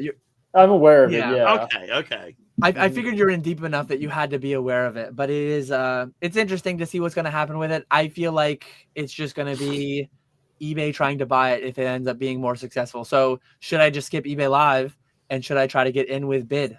Should I have streamer 3 go higher production value on bid? We'll see. It's a weird spot to be sure, though, because like I know people have thrown around the idea of eBay buying Whatnot. Like if they just bought Whatnot and made Whatnot the only live streaming platform they run, and like let's say you're an existing, like you're trying to get onto eBay Live in your example, Dan, I feel like it'd be so much harder if like 6 months later they're like, oh, we're gonna grow our streamer base by like 100x overnight by buying Whatnot. I feel like it defeats a lot of the competitive advantage you would have getting there earlier. So like I could see like the whole bid eBay Live dilemma being pretty tricky. I feel like there has to be a way to go about it, but it's definitely not as easy as just do one or the other. No, yeah, I'm torn on what to do. I really don't know, but it's interesting. There's always something exciting going on in the hobby. eBay buying TCG Player, PSA buying SGC, a lot of acronyms. There's always some like major industry moves going on. I don't know if it would necessarily be a big thing. Because like eBay buying TCG Player, that did not affect a single person on TCG Player. Yeah. eBay doing the eBay Vault, yes, because that was switching companies. They completely got rid of the eBay Vault and passed it off to PSA. If eBay and Probstein are working together, I can see it becoming eBay buys bid and integrates it with eBay Live. So I can see it being where it's not like a completely new thing, and people on bid have an advantage over people on eBay Live. Who knows what'll happen, but I don't know. You know more than me.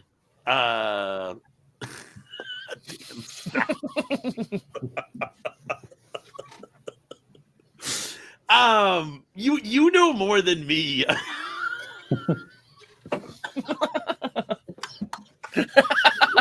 I sent Nick with that one. I would just do it. That's what I do late at night. I have them talk with each other. Here's Schultz and Dooley after 12 IPAs. You have them talking to each other. I'm gonna end up cracking one of the lids. That is dark. Oh man. Oh, what is the opposite of red light? This is it. Oh man. What was that?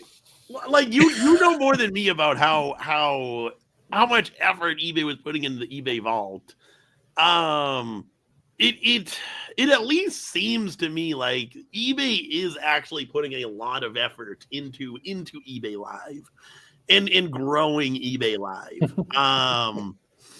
Will it all be a facade and go away? Who knows? But I do think they are putting a lot of effort behind it and building an actual team and department for eBay Live.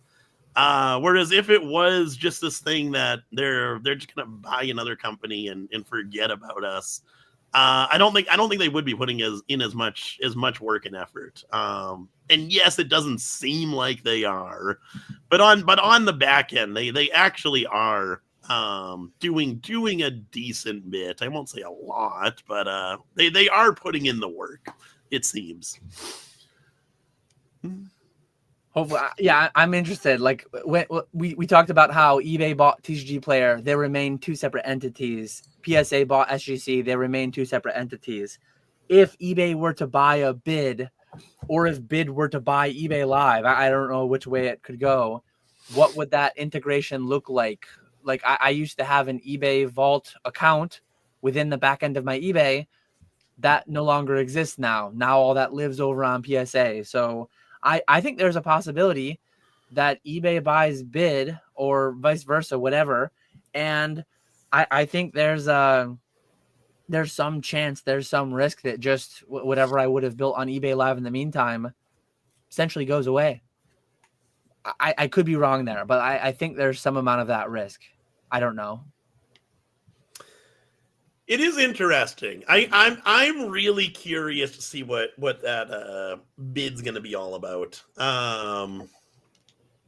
I wonder how easy it'll be to bring people over to a whole new platform. It'll be interesting because like Probstein does have he's got a ton of followers between social media, email, all that stuff. But is it going to be enough to start a brand new platform? That'll be interesting. I'm interested. Rick, if you're out there, throw some info my way. Get me in there. I genuinely will probably be sending in an application. Not for me personally, but potentially for streamer number 3, potentially for if PK or Ponga wants to go for it. They've already leaped ahead of where I was on like eBay Live. I just am more optimistic about that. Starting in a small, because I've had success being the one of the only Pokemon streamers on Fanatics, primarily a sports card platform. It's been working out pretty well. Mm-hmm. I've not had to clash with Nick constantly. Every time I talk about it privately, Nick's like, "Stay over there. You're doing good on Fanatics." He's like, "eBay Live sucks. Don't come over here." Not even joking either. We've talked about it multiple times, and like Nick's like, "Yeah, you're crushing it on Fanatics. Stay over there. Stay over there." Okay, I'll start saying you guys suck. Oh man. And Walrus did say that he Nick might not know it, but Nick has applied for, where'd it go? He posted it somewhere. I think I put it on screen. He something about his client Nick. Yeah. Yeah, he's got his client Nick. Here we go. Oh no, not that one. Here we go. This one. I've been in contact with Probstein to have my client Nick on his platform. Walrus doing big things out there. Do you guys know what this is? I do not. No. Nope. Tom, let us know. I'm curious. Yeah, let us know, Tom. I'm not aware of what that is. But I'm intrigued. I do think TCG Player will be getting, maybe sometime this year, eBay standard envelopes. I think a lot of people will rejoice over that. Buyers and sellers alike. It's a win for everybody.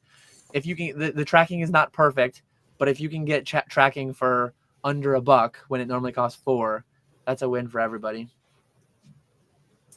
I don't know if he can link it. Can he? You can try. Maybe not.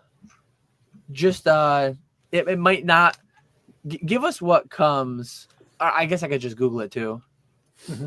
I'll be right back. Okay. I had a lot of things highlighted. Somebody asked if PSA is going to get backed up again. They're backed up right now, but like not to the extent. I never anticipate PSA will get as backed up as they did in 2021. That was a global pandemic. That was like fundamentally different. They are paying closer attention to what's coming in. They know what their grading capacity is, but they raised fees recently, and they're slower than they were a couple months ago. So it's happening, but it will never happen like it did. Yeah, I find it hard to believe that it'll get more backed up than it currently is. Again, it's totally possible. Like if this rocket set is truly like multiple rocket ships going past the moon, maybe it gets backed up worse. But I don't know. I don't think it's going to get much more backed up than it currently is. Part of the reason it got so backed up in 2020 is they just didn't have the infrastructure to satiate all the demand they got because everybody got stimulus checks and all cardboard went up. But yeah, I don't know. I think typically if the price goes up to grade cards, usually indicates they're slow. And if it starts coming down, that's when they need to get more cards through their business. Yep.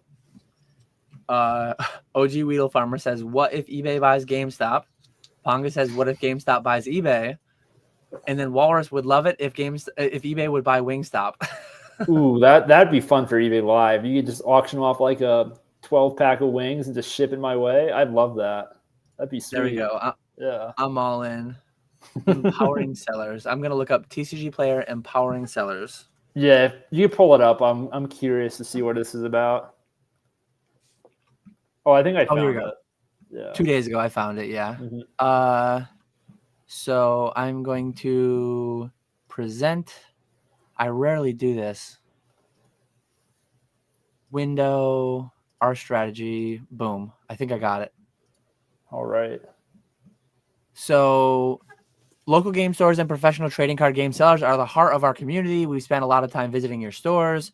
So they're trying to drive sales, improve digitization technology so you can identify, price, sort, and list large volumes of cards with ease. And just for a reference, I believe I'm correct in this. TCG Player owns Roka, right? I don't think they own, they don't own Fizzbat. They own just Roka. So TCG Player owns Roka. Save you time and money, fulfillment solutions. They're trying to bring a wider and deeper base of buyers to the TCG Player marketplace. Build a suite of high-volume TCG tools to help sellers digitize, manage inventory. Build trust between buyers and sellers on a platform. Where's the tracking? Where's the tracking? The tracked envelopes. Tracked envelopes does that. I mean, tracked envelopes builds trust. It I'm gonna have to read scalable infrastructure. Yeah, I don't want to read this whole thing for the next 10 minutes. Just read it out loud. Read to us. Yeah. please read to me tonight, Dan. I could use it to go to sleep. This is a lot of words. There's a lot of words here. Summary. Here we go. A lot of words. Summary. These 2 goals will be our primary focus over the next 2 years, but we still have initiatives in place to continue to improve across all 5 of our strategic priorities. We are committed to continue driving marketplace growth and bringing you more buyers from around the world. As we move forward, we will keep you informed about the progress we are making on our strategy. Thank you for being a valued partner and joining us on our quest as we work to empower and connect the hobby community. That's so a terrible summary. Literally, yeah, the main didn't summarize anything. Didn't tell us what the 2 goals are. That was not. Yeah, that's why I'm scrolling up to see what the 2 goals are. Inventory management, rebuilding and launching a scalable TCG-focused suite of inventory management tools for professional sellers, and then fulfillment, improving our internal operations, processes, and systems to grow our low-cost fulfillment solutions. So I'm assuming that would be direct and store your products and sort as well. Troll and Toad Evo. When Troll and Toad Evo left, it left a big gap in some of our hearts, and mine included. Store your products is like a significantly worse Troll and Toad Evo that's way more expensive. But that's intriguing. But words are words. Words are words. Sure. They're easy to say. I want to see, like eBay. eBay's been talking a lot of talk. I've heard a lot of things said. The walk is a very bad, slow crawl from my perspective, at least. We'll see where it goes. We'll see where it goes. It not being able to integrate with pirate ship is wild. It not being it's so crazy that you have to go to a different place to print your labels. That's mind-blowing. That's so mind-blowing. It really is. Nick hasn't had his nap yet, so you can read him a bedtime story. I'm sure CNA Games will probably do a video recapping what he reads in that, what he feels about that. I don't know how it would be good, but yeah, because just on the surface from skimming that, it just seems like it's a bunch of words and not a lot of stuff. So I think the words to stuff ratio seems about a bit off. Speaking of CNA Games, you and Weedle, Dan, you and Weedle absolutely blew it. He had a great opportunity that he offered you both, and you both said no. And I had to come in and take the scraps with the Burning Shadows blisters. $12 a piece. Did he offer you Burning Shadows blisters? He said he offered them to you and Weedle, and you both declined. Maybe he did. That sounds kind of. That was a missed opportunity right there. Yeah, what are we doing? That does sound familiar now that you say it, but my mind is like melting with the amount of packs and things that I've been offered and buying lately. I'm crazy. I vaguely remember that, but blisters, I think like I see blisters as loose packs. They're not of interest to me as blisters. Well, that's what I'm gonna do. I'm gonna sell them as packs. You list them at $15 a piece. Yeah. I'm glad it worked out for you, and I'm glad to hear that you were not first choice. I Yeah, think Guido might have thanks. been first choice. I was second. You were third. So next time around now, especially after he listens to this, I'm probably not going to be even on the radar for reaching out to him. But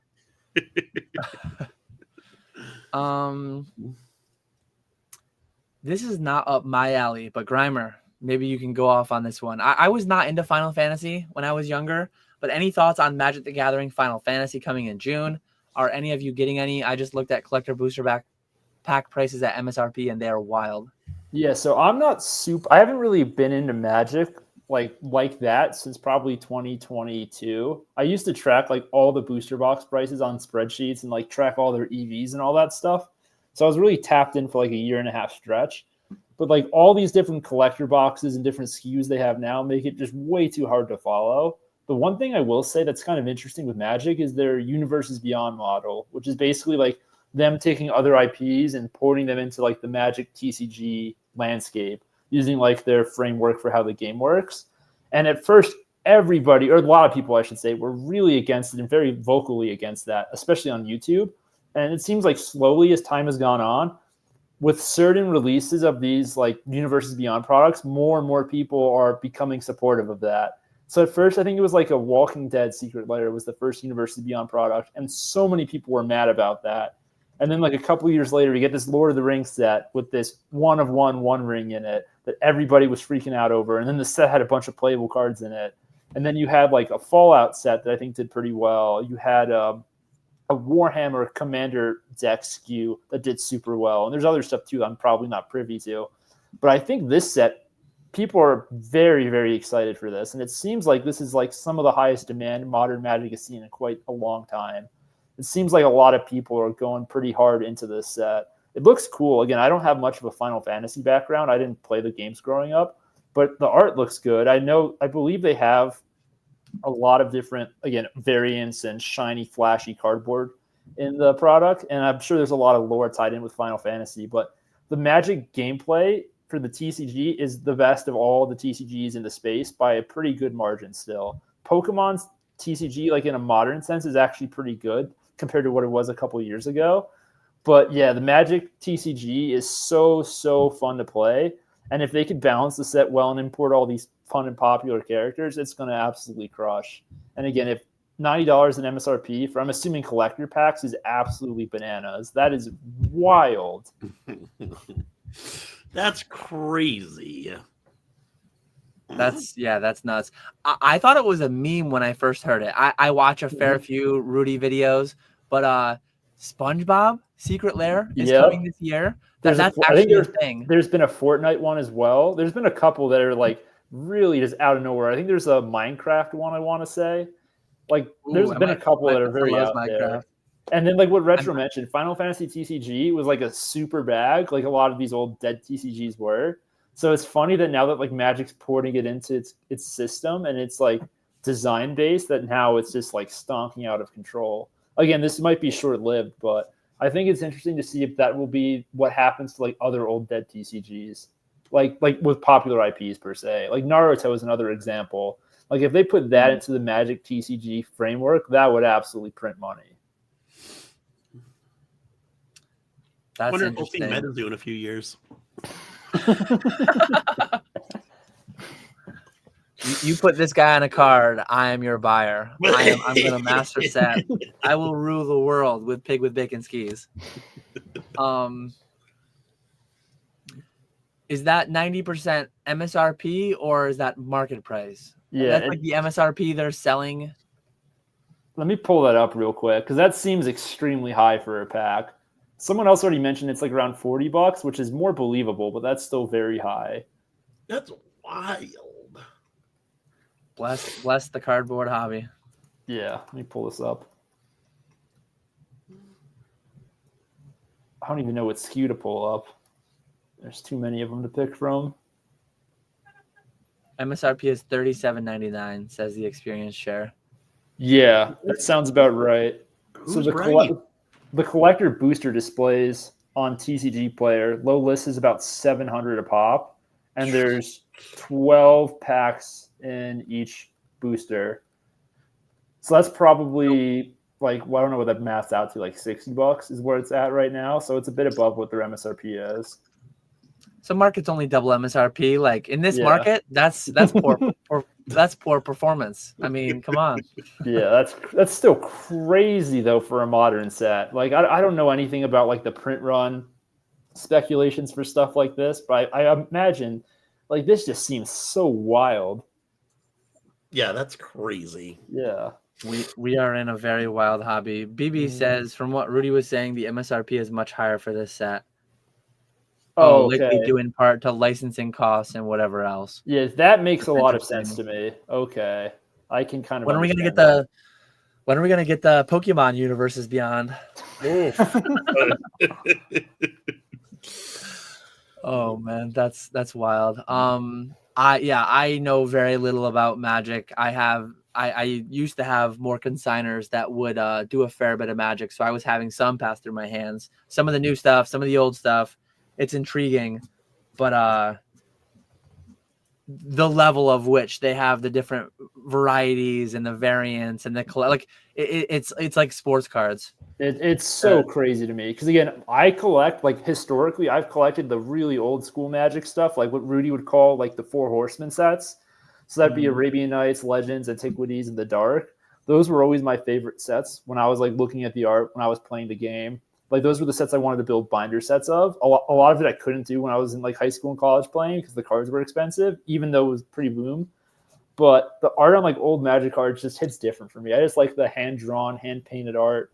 Like it's so much better than 5-band graphics, just slapping some generic picture of an EX or a GX on a card. It's not comparable. I mean, maybe that's why the Komiya stuff's booming the way it is now. People are just addicted to human art. I don't know why this is a thing in chat, but Ponga's allowed to hang out with everybody tomorrow night, tonight, whenever. Ponga does not have a bedtime set by me, at least. I don't know why that's a thing in chat right now, but that's funny. He does have some stuff to do to set up for next Thursday, but not a crazy amount. What do you have to do to set up? Yeah, so he has homework to do. I'm trying to get him to sell me a bunch of stuff. I said, give me a number. I said, I will come to you with money in hand. I will just buy everything in his entire house that is Pokemon that he doesn't want anymore. So maybe that's the homework that he's calling it, but he's allowed to hang out with the boys. I give him my blessing. Let Ponga come out and play. Now that I finally got my taxes done and a couple other things that I had waiting, I'll probably be working on my Quest Cape this weekend on RuneScape. So I'm excited for that. Financial freedom or COD with the boys. Oh man, it might be the only time I'm flying out to Chicago, Ponga. So if you want a big bag of money, I can even draw a dollar sign on the side of it. I can wear a top hat and a monocle when I deliver it to you too. So just let me know. I had one other thing start. Oh, retro. I don't know if you guys are aware of this. I've been vaguely aware of it. I actually talked with some of the people involved with it a long time ago. Serious question, is Courtyard not the most print genius business model of all time? Immediately clipping 20% on buyback plus funds are held on chain, earning APY. The triple dip is insane. Do you guys know what Courtyard is or no? I'm aware of it. Yeah. I have no idea on this one. So you digitally open a pack and the card like exists somewhere. It's stored in a vault somewhere. You can pay to fulfill it, or you can just treat it like a slot machine. You can treat it like a scratch off. You can just buy a pack, open it up. They have an instant buyback price that they'll pay you for it. And I never interacted with it a little bit. I think Rock Pokemon, I've seen him posting things about it here and there. That's the only interaction I've ever seen like in the wild with it. But it's a pretty wild business model to just have these. I think that's what Fanatics is going for. That's what eBay PSA Vault is going for. Mm-hmm. Having this future where everything is digitized, and instead of making 12%, having someone send to the authenticator or send it on to the person, they just want a vault full of billions of dollars of cards that they make a few percentage points off every time they digitally. Nick sells it to me. A couple years later, I sell it to Grimer. He sells it out. Like, they make all this money moving ones and zeros inside of a digital environment around these billions of dollars worth of cards. And that's the end game for Fnatic. That's the end game for eBay in a lot of aspects, because it's such a beautiful business model. Oh, for sure. I still think the best business model in the hobby, though, is graded guard. Like, I think that has to be like the most lucrative business in the hobby. We need to talk about this. Have you guys seen what's going on? Have you seen like the limited edition ones that are dropping that are obnoxiously expensive, and people are freaking out over them? It is the dumbest thing I have seen in the hobby since I've been here. That is absolutely wild. Like, the people behind graded guard are the greatest men of the hobby, or women. I don't assume gender. They are the pillars of the pillar. Like, that is legitimately the best business in the hobby, and they are not going to slow down anytime soon. Min is an awesome dude. I've met him multiple times. I know Nick knows him well too, but he's a great dude, and I'm happy he's having such a success. But like, the cotton candy and the whatever the other ones are, what they're going for on the secondary market is just indicative of how much money allergies are out there. Dr. Dan is here with your prescription. Dr. Min is here with your prescription for your money allergies. And like, it is mind blowing. I like the product. Like, I have a code somewhere, KAC5, KAC10, I think, for your first order on graded guard. But I'm bad at pumping it, I guess. But like, I genuinely like the product. But when I say we've lost the plot, like look at that Griddle Greaser Pete. Look at how it pops with the red graded guard. When I say we've lost the plot on grading, valuing the cardboard at significantly more, when we're buying graded guards for our graded slab, they're going for like over $100. Some of them, aren't they? Yeah, like, wild. Praise Arceus and bless this hobby. I'm not the buyer for that. I can't wrap my mind around it. At some point, envision this: 10 years from now, new PokeTubers come out, and they've got shelves behind them. They've got racks behind them. Here's my cotton candy, circa 2024. Here's my this is the end game of Pokemon investing. It's like, hey, you guys with your Evolving Skies that only 10x'd in 3 years, 4 years. I've got cotton candy. I'm not creative enough to like come up with names on the fly. But these things, so S&P 7% gross, yuck. Bitcoin 25% gross, yuck. Pokemon booster boxes 35% compound annual growth rates. My graded guards have achieved a 372% compound annual growth rate, and I'm retiring off of my 27 cotton candy graded guards that I just traded for my retirement home. Like, bless this hobby. That's all I can say. Bless this hobby. The thing is, it's like, they look really good. So you compound that on top of the fact that people have an irrational value for what graded cards already go for, and it like amplifies everything. It's like, it's brilliant. There's so much they could do with it too. Like, I don't know if they have like a Starry Night equivalent for like a graded guard, but imagine a Moonbryon with like a Starry Night graded guard, and then you get like a black label on that. Oh my god, that would just break people's brains in the hobby. That'd be so sweet. Do we know print runs? Like, how limited is a limited drop? I don't know that off the top of my head. I'm curious now. No idea. I'm very curious because here's a cotton candy. Okay. Oh, it's unavailable. So cotton candy sell for 18. Graded guard Abyss sells for 18. Labyrinth sells for 15. Looks like they're all sold out. And that's just like the price on their website, right? That's not the resale price. This is the price on the website. Okay. Look at this. Roses are red, violets are blue. This case is pink, blue, and made just for you. Let me actually share my screen. They're crushing. They are absolutely crushing. Like, look at this quality on like the editing and stuff. And, oh my god. I love so I'm gonna take this comment down from Retro. Clearly, Courtyard is not the most printy genius bit of all time. Clearly, graded guard is that, but I don't think they say how many they made. I would love to know how limited limited edition ones are.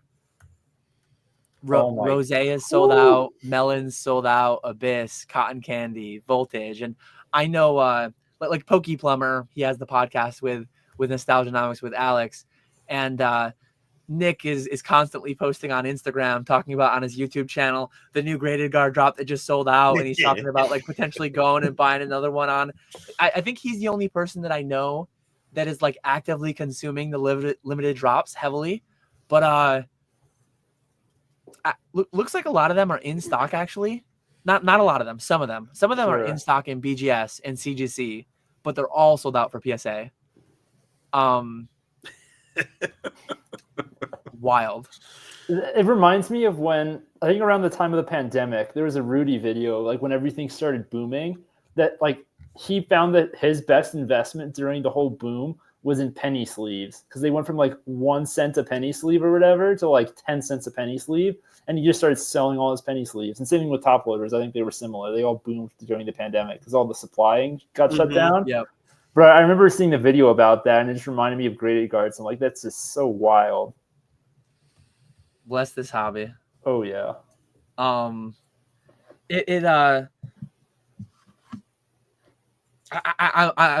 like lost for words. I don't even know what to say about all of it. In some ways, like the premiums we put on the slabs themselves, it's not entirely unreasonable to spend $10-20 to make a visually appealing way to present your cards.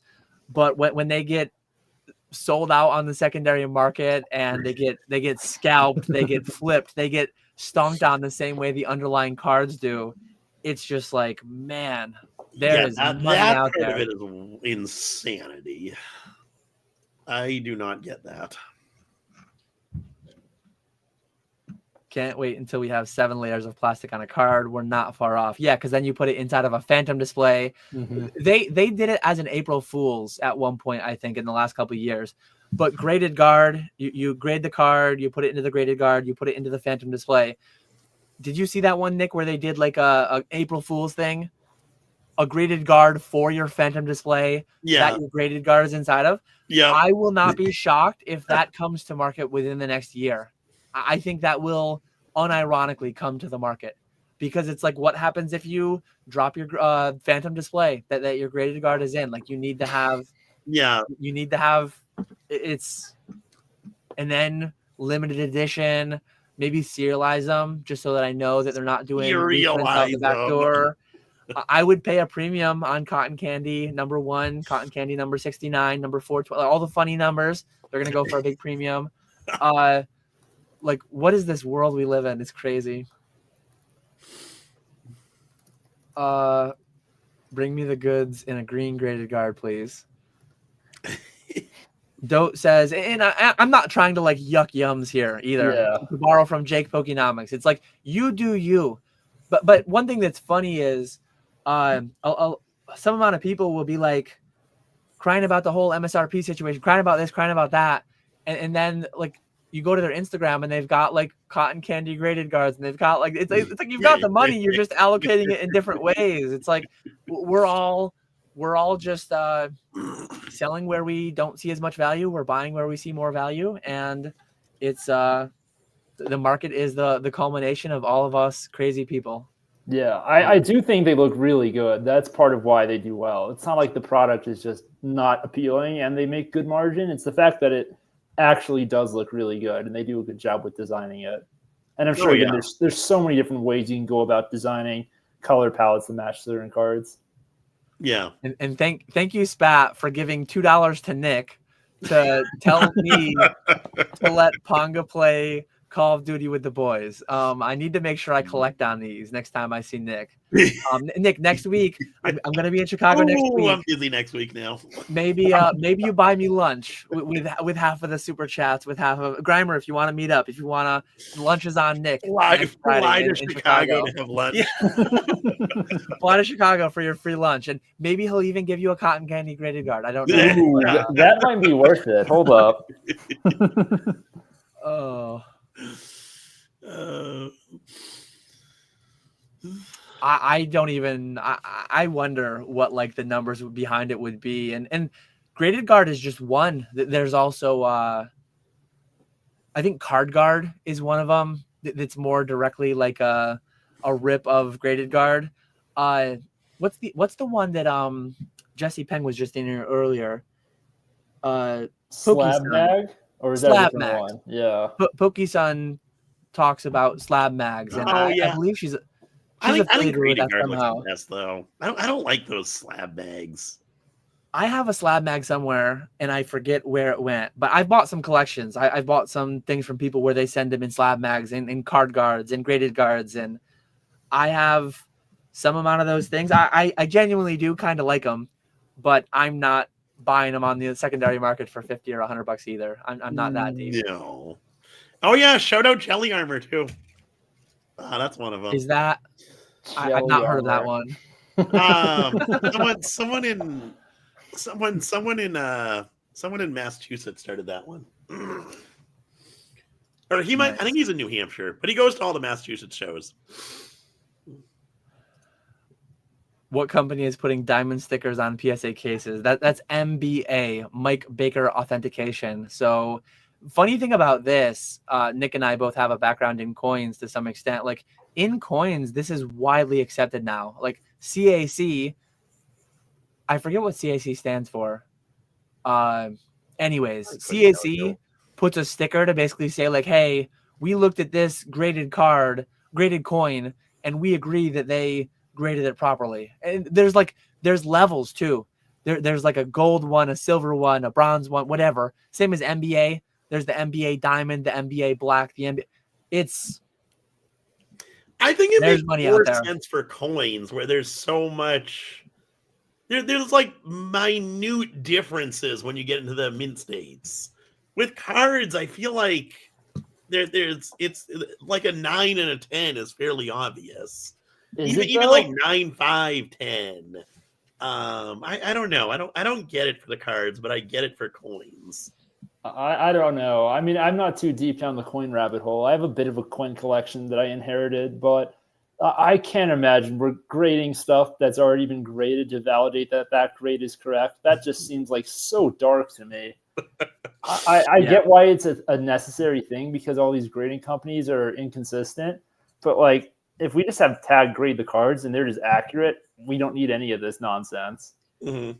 And I promise you, like I don't have data to support it. I haven't owned a ton of NBA or CAC stickered cards. I promise you CAC is not infallible. I promise you NBA is not infallible. So there's going to be a range of PSA 10s. There's going to be a range of CGC 10s. There's going to be a range of PSA 10s with the diamond sticker. There's going to be better ones. And it's like we have lost the plot. When I say we have lost the plot, this solidifies my reasoning behind it. CAC existing, NBA existing, that solidifies my statement that we have lost the plot on what's going on. Valuing others' opinions too highly. Spats out here feeding Nick with his $2 super chats. A lot of 3-letter acronyms. One thing I will say about tag too, if we ever have Jesse on, I'll bring this up.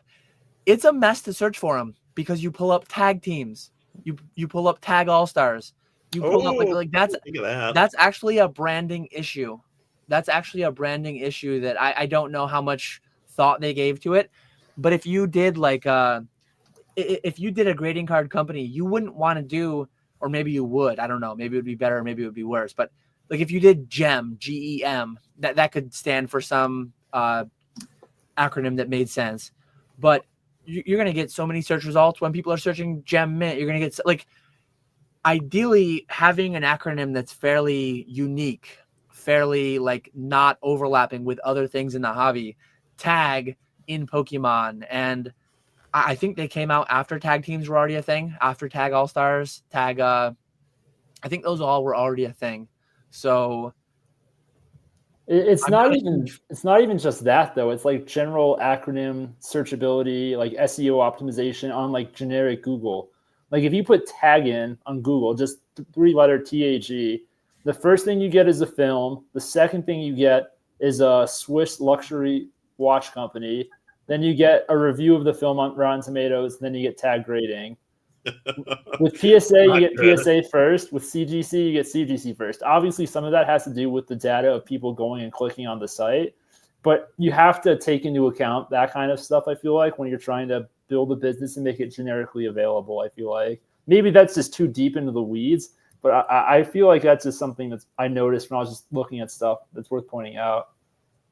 Oh, and Java says gem grading exists. Maybe I knew that. Maybe I didn't know that. But yeah, at some point, like I always say ABC, XYZ. At some point, maybe they already do. XYZ grading card company. It's wild out here. Retro said, dudes are out here making millions going, yep, looks good to a PSA slab, but people want to talk about morality of selling cards in the hobby. It is the whole MSRP debate. I made my video. I said my piece. It's a wild conversation. It's a very wild conversation. ASS grading. ASS. Did you guys ever see it? It's probably still listed on eBay. Did you guys ever see the EMA grading? No. The EMA grading Umbreon?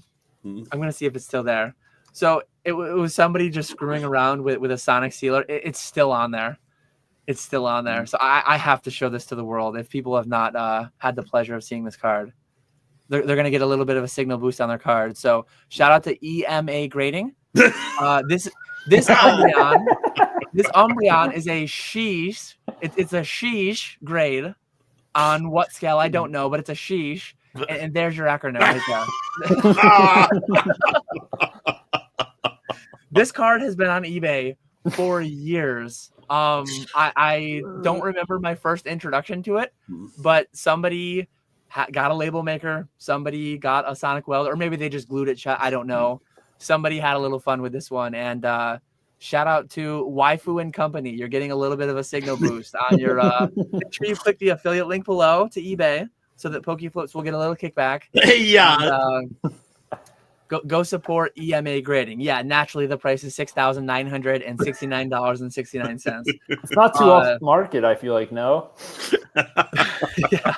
Honestly, that thing might. Sheesh, that thing might be getting bought up soon. Bless this hobby. Honestly, they might grade harder than PSA, so that might be a steal. It might be a steal. That's maybe that's how they grade. Yeah, that's what my thought was too. Mm-hmm. Okay, so like sheesh with 2 E's would be the low end of the scale. The more E's, the better. They're using the full width of the card, so that has to be maxed out. That You don't think they changed the font size to fit more E's?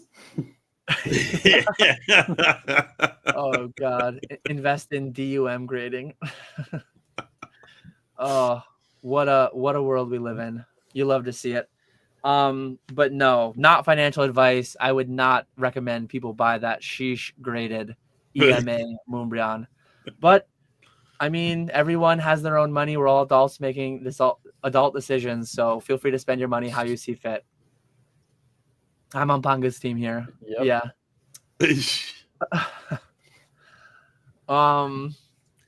We're probably gonna go for about another half an hour. If people have any more questions, feel free to leave them in chat. I don't know if you guys have any other topics that you want to cover. What's on your minds? Not much. It's been same old here. Nick's just plugged into eBay Live. Yeah, he's just plugged in like a robot. Him and Dan are not too different after all. Are you live? I guess shill your live for tonight. You're gonna be. What's your live schedule look like next Friday if we were to try to hang out in person? Go ahead, Grimer. I was gonna say no. Let Nick answer this first, and then I'll ask a question. Alex brought up a question I want to point out to Nick. I gotta see. I might have to go live for a decent bit on Friday. We got a special competition, but I gotta see on that one. But yeah, tonight I'll be live. Tonight at 9 p.m. Eastern is when I'll be live, and then I started doing I'm back to 6 nights a week. I started up on Thursday nights. Thursday afternoons were rough. I don't know. I can't get into that daytime eBay Live. I don't know. I did only to be fair. I only tried it for 2 weeks, but nighttime is just so much better.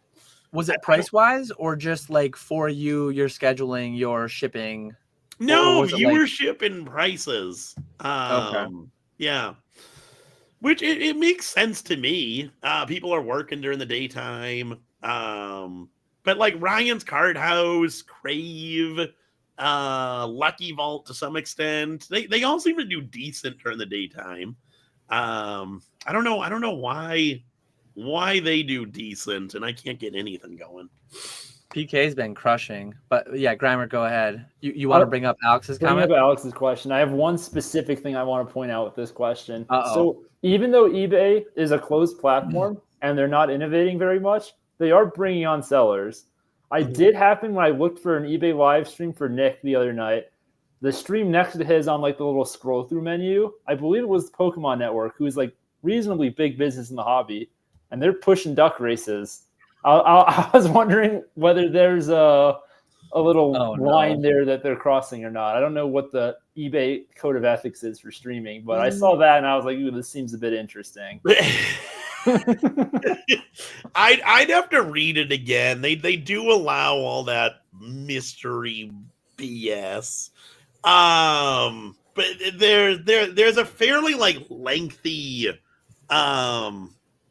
not like set of rules, but like a thing that you have to follow. So it can't just be anything. You can't just have like a garbage floor and then like a super high ceiling. So there is some rules in place, but they did start allowing that, which I did not like that. Reporting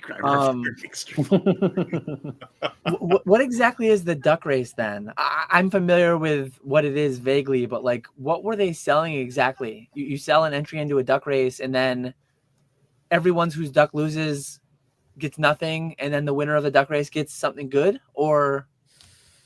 Oh, I didn't even click on the stream. I just saw it and wanted to point it out to Nick.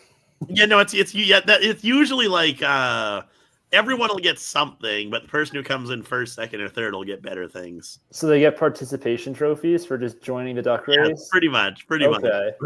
Sounds similar. So it's straight up gambling. It's an online casino. Yeah. Yes, exactly. Yeah, some stuff goes on in Fanatics too that I'm not a big fan of. I really don't even engage with it. I don't look for what's going on.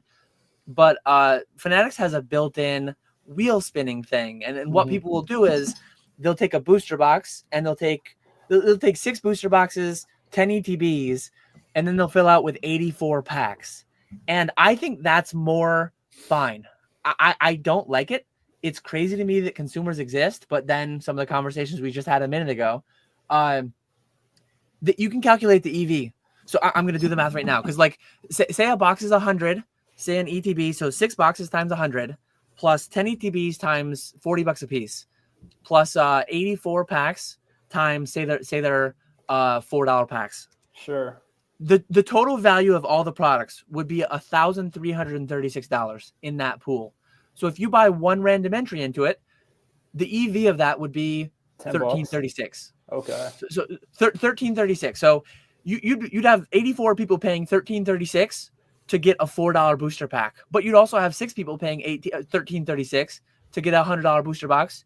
You'd have 10 people paying $1,336 to get a $40 ETB. What happens though is the auctions don't go for $1,336. The auctions go for like $25. What is wrong with people? It's like everything is shown in plain sight. To me, I don't put that on the seller whatsoever. If the seller says you have literally, and that's where the whole conversation from last episode about Milky Bags, he's literally showing everyone everything. In that instance, he's setting the price. But if someone says like, disclaimer, Dan, I would be like, hey guys, the expected value of these is $1,336, and people in chat would just bid it to 15 or 20. And it's like, who's to say that there's anything inherently wrong there, right? It's people are just bad at math. People are shiny object syndrome. People are allergic to money. Whatever you want to say, it just is a fact. And yeah, certain streams would auction what I just laid out. Certain streams would auction those for like, people would just bid like $50. It's like, mathematically speaking, you are lighting money on fire and your only outlet is like a 6% chance of hitting a booster box. What are you people doing?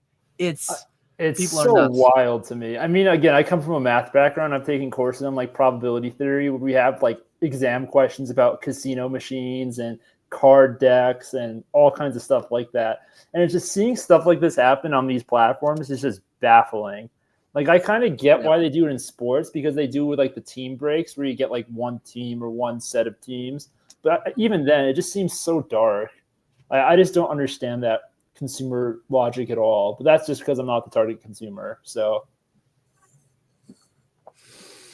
I don't like the idea of it, but people on live streaming, a lot of them do like that. Yeah. I don't know. I haven't watched many of those streams. I guess this is just something I've noticed because I've watched a fair amount of them. But I feel like a lot of these sports streams, especially where they do breaks similar to that, they feel very transactional. You don't have a lot of chat interaction. There's not a lot going on. It's usually just wheels are spinning.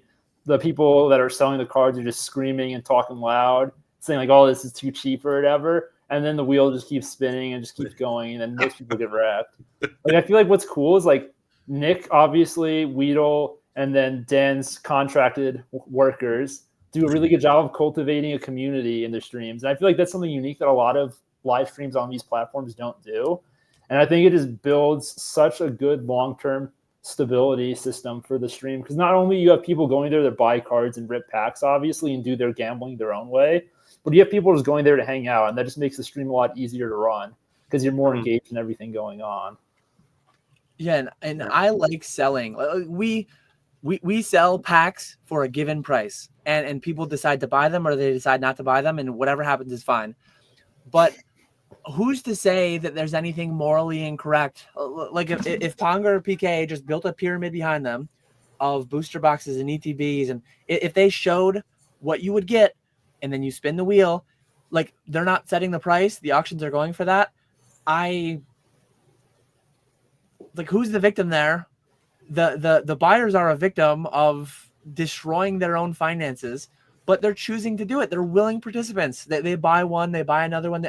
I've sat in some of those for like half an hour, and you'll see somebody spending $25, $4 pack, $25, $4 pack. And I've been at casinos, and Nick and I were at the Turning Stone Casino together, and you hear people talking about truck payments, and you hear people talking about rent, and it gets so dark. I used to go to a wing night local to me at a local bar, and then we'd stop for one beer at like a Legion near us. I don't know, people have Legions, VFWs, whatever. My buddy was a member there. Man. To a Legion. But anyways, we'd go there for a beer to end off the night, and there'd be people there in the corner doing pull tabs. They'd be doing pull tabs all night long. Boom, boom, boom, boom, boom, and $200, $200. And they'd get destroyed. They'd hit $500, and then they'd buy the bar around. So it's like you just be a beneficiary. How their thought process works, what's actually going on, it's just like, it blows your mind. But they're adults making adult decisions, and you're never going to get through to them. Like what you're going to try to save them from themselves? They don't want to be saved. There's no problem.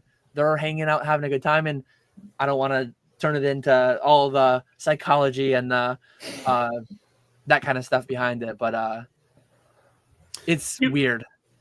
Do you think there's a difference between setting the price, like doing a buy it now versus doing an auction? Because I think that is different. I think I would feel better about that mystery item going for whatever $50 through an auction than I would about setting the buy it now price at $50. If you set them at the same prices, I would agree, but I feel like in general I would disagree with that. I feel like I would feel better if you set the buy it now price to be like some known margin where it's not like where it makes sense for you to sell it and you're not just completely wrecking people like low roll. But I feel like if you like let it auction and it goes for like 10x the EV, I feel like that would feel way worse as the seller. I mean, obviously, if you just don't care and you're just robot mode, it's fine. But I feel like to me, I would feel better to do it as like a buy it now where you have like a known margin that's baked in that isn't egregious. And Egregious is an interesting word to me because like who's to say, like going back to our moral debate on Milky Bags, whether it was last episode or 2 episodes ago, if I decide to set the price of $1,000 and I show you the ceiling is a Moonbryon, which is like $2,500, $3,000, and then there's literally one Moonbryon and there's 99 Griddle Greaser Pete's, which, to be fair, the market vastly undervalues, and I mean, I'm not telling you to invest, but like, I value this card more than the market does, so I own it. But if there were 99 of these in one Moonbryon, and we priced it at $1,000, and 100 people bought $1,000 mystery bag, and 99 of them got this, and one got the Moonbryon, I don't think there's any like just amount of profit that's like if people know what they're getting, it's on them. Who am I to say? Like it, again, we had the conversation of the $1.50 IPA at home versus the $25 for the same IPA at some fancy club over at the Turning Stone. It's, to me, set the price wherever you want to set it. As long as you're not lying, as long as you're not saying, hey guys, this card is $3,000. Everyone makes money. If you're lying, cheating, stealing, absolutely. But if you're being transparent about what's in it and what's going on, again, $13.36 EV on that one example that I said. And I think you're fine setting the buy it now at $25. If you set the buy it now at $25 and it takes your streamer a half an hour to run that or 45 minutes to run that and you make $1,200 in an hour, I don't think there's anything immoral about that. I don't think there's anything wrong with that. If you can set it at $50 and you can make $3,000, $4,000 in an hour, who am I to say? The consumers know what they're getting. They're willingly paying it. I think they're crazy. I wouldn't be a consumer of that. But it's nuts. I don't know. I that's tough. That's a tough one. I almost like those more than I don't know, the whole mystery thing, because like it's the same as going to the casino. It's just doing it for actual money versus Pokemon cards. Yeah. Well, you can't invest in actual money, but you can invest in Pokemon cards. like these things are mystery products too. If you remove yourself from let me guide you down this path. So when you open this pack, this one is this shiny treasure? Yes. I think this is shiny treasure. So yeah, when you open this up, what you see is a pack. But what you could see in a different world is like, okay, instead of having 6 booster boxes behind me and 10 ETBs and 84 packs, that's functionally what's going on. It's like you're looking and you're seeing a pack and, oh, they're getting something. It's the same thing, a different way. It's the same thing, a different way. Most people, 84% of people will lose, will get destroyed. Most people will turn $5 into functionally $0. But some amount will turn that, and is it 6% of people will hit the $100 booster box for $13? Is it? I don't know the exact percentages. I don't know the exact EV, but in a lot of ways, selling a booster pack, selling 9 booster packs, selling a booster box, it is functionally equivalent to having a pyramid of stuff behind you, spinning a wheel. It's just in a different way. Instead of spinning a wheel, I'm going to rip this live on YouTube right now. Let's see. I'm going to gamble. What did I get? I got a Lechonk. I don't know. Oh boy, did I hit? That is a grail. That's a PC grail. So I already made my money back. Already made my money back. Oh, you hit again. There we go. I got so like, look at all these hits. Look at all these hits. I don't even know what I got. I can't see. But anyways, I just spent I spent $5 and I just made 5 cents. So the wheel spun. I was one of the 84% of people who get the booster pack. And who's to say that this is moral and true and fine and the other stuff is not, right? Like it's all fairly arbitrary when you really like break it down to what it is. For sure. I mean, I think when talking about EVs, like mystery products, and then comparing it to actual Pokemon sets, it's like the EV of actual Pokemon sets is horrendous for the most part. And most people just don't realize that. It's so dark. And people buy and rip Evolving Skies, Prismatic Executions, and Evolving Cries, and Chilling Pain. People buy those and brick all the time. So who are we to put ourselves on this moral high horse and say that we're better and we're just because we turn people's $300 into 30 cents, but we do it in a different way. Like, being honest, like, I think this is actually a really good, interesting debate, talking about it from a different perspective on how we did a couple weeks ago. Like who are we to say that Milky Bags are unjust and unfair when we do the same damn thing, just dressed up in a different fashion? Right? Yes, Nick, no. Nick, how did I not win you? You did not Grimer, win did I me. win you? Grimer I mean, is a I'm man of on. math. I'm a math guy. I'm on your page. Yeah. Grimer is a man of reason. Yeah, like I just don't get it. I mean, I rip packs every once in a while just to feel something, but it's usually pain. So it's like, I don't know. And Alex says that this is a different conversation. If we start talking about that's different. Water, I'm not saying that Walmart should be able to scalp water during a hurricane. We're talking about luxury goods. I'm saying in luxury goods, who gives a crap? Like, charge what the market will bear. There is no moral or immoral amount of profit to be made in something that's so arbitrary. But if you're talking about life-saving medical care, if you're talking about water, if you're talking about like the core basic fundamentals of like sustaining life, that is an entirely different conversation. Mm-hmm.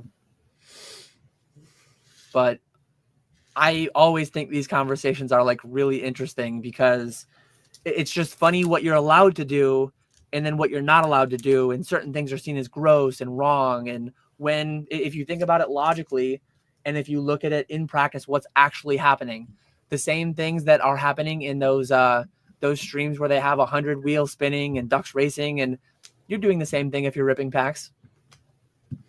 It's just dressed up in a different way.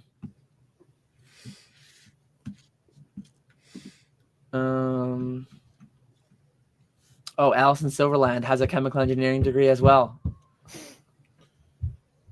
Jeez, everyone's a chemical engineer. Yeah, sorry about that. Everyone in the Pokemon hobby. I was gonna say, we could touch. Looks like I came in at a bad time. Let me know when we're back on ethical ground, and I'll jump back in. Appreciate you, Wonder for the 10 gifted. Appreciate you very much. I was gonna say we could touch on Ben's question in the starred chats. I feel like that might be a good way to end it. That's not on morals or tag grading. This one? This is one that I'd starred. Yeah. I think so. Okay. Yeah, because I mean, I don't know what your guys' thoughts are on this. Obviously, you have a slew of people in our group that are like very heavily mad that like Pokemon Pocket gets all these insane arts, and then we get like Bruxish and like our 15th copy of like Toxtricity is an art rare, and then like Pocket has like Charizard, Venusaur, Blastoise, like Mewtwo with like 5 different printings that are all amazing. And like I know at some point they'll incorporate a physical Pocket set. It's too much of a money grab to not do it. But the way the issue is like the gameplay itself is very different from Pokemon Go, or at least the way they ported it in, because the Pocket gameplay doesn't match up with the actual TCG. So the only way they would ever do that is if they make it like, I don't know if people here are familiar with this, but there's a product in Magic called Jumpstart, where basically they give you like pre-constructed decks in the form of booster packs, and you like smash 2 of them together, and then you play against other people to do the same thing. You can essentially do that with Pocket, where you take like, or I guess another example would be like the Versus Series half decks, where you take like a pre-made 30-card Pocket deck, or 20 cards, I think it is, and slap 10 energies with it, call that like a fat booster pack, and just make boxes of those, and then just have it so it goes through the full print run of all the Pocket cards that are cool and flashy and fun, and then you just put that product out. Like, I don't think they would do that for the 30th anniversary because that's probably too involved, but that's certainly something they could do down the line that would absolutely obliterate most of their sales records. Like, if they make a product like that and it is designed well, it would be the best-selling Pokemon product of all time for the TCG. The amount of things they have in their back pocket before they encroach on serialization, before they like, if they just make 251, if they make the poncho boxes again, if they do what's it called, Super Smash Brothers overlap collaboration, the amount of things they have in their back pocket to just print endlessly is wild, and that's why I'm bullish on Pokemon long term. But what do you think, Nick? I hope we get a pocket actual set because I really like the look of the cards in pocket. But I don't ever play pocket myself. Just I don't know. I played it for a while, then I got bored of it. The whole digital It's thing, a chore. I've never understood it. It's a chore. Yeah, but I did finally pull the Charizard, and then after I pulled the Charizard a couple weeks ago, I've been really slipping on opening my daily packs, but I'm gonna open some right now. Let's open the new. Let's see if I get a hit. I'll only show it if I get a big hit, but nothing in the first one. I just see it as more of a chore. Oh, go ahead. I just see it as more of a chore. But if they brought like those artworks, a lot of the different promos, a lot of the big Charizard, like doing that is an obvious thing that would be really, really cool. How they would do it, Grimer had a lot more good things to say about functionality, but yes, please. Speaking of the 30th anniversary, where did all this Neo hype come from? There we go. That's something. My son's going to be so excited. Lucario is his favorite. There we go. Wait, so is Neo stonking now because of the 30th anniversary? No, everyone's saying the 30th anniversary is going to be Neo. Where did that come from? Dan just pulls an alt art as well. That's Look the big at one. you. Oh my goodness. That's insane. Oh man, I can't believe I just pulled that. Was never See, punished. now you're hooked back on pocket. I'm back in. Look at that. Watching a full cinematic experience because you pulled a card. This is unreal. 2.5 inch by 3.5 inch cardboard rectangles can't do that. That's nuts. That's nuts. Sick. Now you're completely hooked. Yeah, so we're going to be spending thousands of dollars now.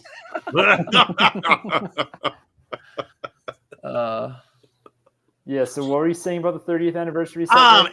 Everyone's talking about how it's going to be like a Neo set. I don't know where that came from, but it keeps popping up everywhere now. Everyone on Facebook is saying that, and I don't know where it came from. I think it's way too early to have any idea on what it's going to be. Johto would be cool. I mean, if they make the Let's Go games for Johto, it makes sense to pair like the 30th anniversary set with that. No, that is true. That would be my thought. I mean, it's not crazy because again, they're not going to make like a celebration style set again. I feel like they're probably going to do like an evolutions or generations or something. So I feel like you've done Gen 1 enough. It makes sense for them to switch it up, but who knows? It will be interesting.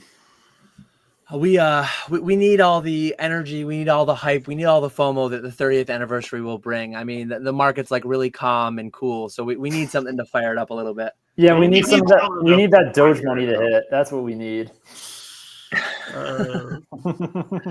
I did hear about that recently. A supposed $5,000 Doge stimulus check reimbursement, whatever they wanted to call it. That'd be nuts. That'd be crazy. Do we really need it? Feels like people already have enough money. I don't know about that one. I don't get that whole thing. Like COVID, it made sense because people were out of work, sure, but everyone's working. I don't know. I don't understand it. People are spending ungodly amounts of money on Pokemon cards. I do not think we need a. I was going to say, so you morally will turn down the $5,000 if it's presented to you because you don't need it? Oh, absolutely. I'm not crazy. No. I mean, the thing is, this isn't stimulus money like Retro said. This is coming from like the money they're saving from cutting a bunch of government positions that are potentially, again, I don't know enough about this stuff to actually have a strong opinion. But according to Elon Musk and his team, it seems like they're unnecessary. But again, I'm not a politician. I'm not an expert. But it is technically our money. It's not like they're printing $5,000 for each of us straight out of the money printer. It's a little different. Okay. I only heard about it I heard about it on a Pokey Plumber video. That's where I first heard about it. He was talking about it. I hadn't even heard of it yet.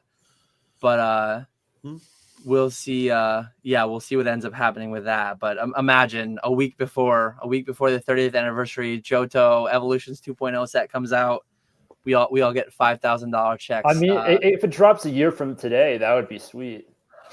I think a week from the Pokemon 30th anniversary Pokemon Day stream, that'd be perfect timing. That would be nuts. I'll be breaking some big box to farm all those checks. I was gonna say, you want to plug your box break this weekend before we finish up? Yeah, so next Thursday on Pokemon Day, don't go watch whatever Nick's doing on eBay Live. Come to Fanatics Live and Ponga and I, $1 pack auctions. We're going to be ripping the heavies and we're going to be shipping the lights. So really excited to go to Chicago. Hopefully Nick will buy me lunch with all that super chat money, but we'll see. We'll see if he's free on Friday. I'm going Thursday morning early. I'll be hanging out at Ponga's all day, getting ready for the stream, hopefully buying a bunch of stuff off him. And then I'm there all day Friday in Chicago, so no real big thing. Flying back early Saturday though. I have to be at the airport at like 7 a.m. or 6 a.m. Oh, that makes more. I thought you said I could have swore you said you were here till Sunday. I misspoke. I think I sent the wrong day. But yeah, why are you here for so long? Go away. Like, stay on Fanatics. Stay in New York. Get away from me. So yeah, you can either go into Dan's stream and spend $500 on a PSA 8 half art, or you could come into my stream and buy an already graded full art Sun Kitty or Moon Kitty. I mean, I'm auctioning the packs for $1, so you might get $1. You might get an $8,000 PSA 10 Snorlax First Edition for $1. $900 base pack last stream.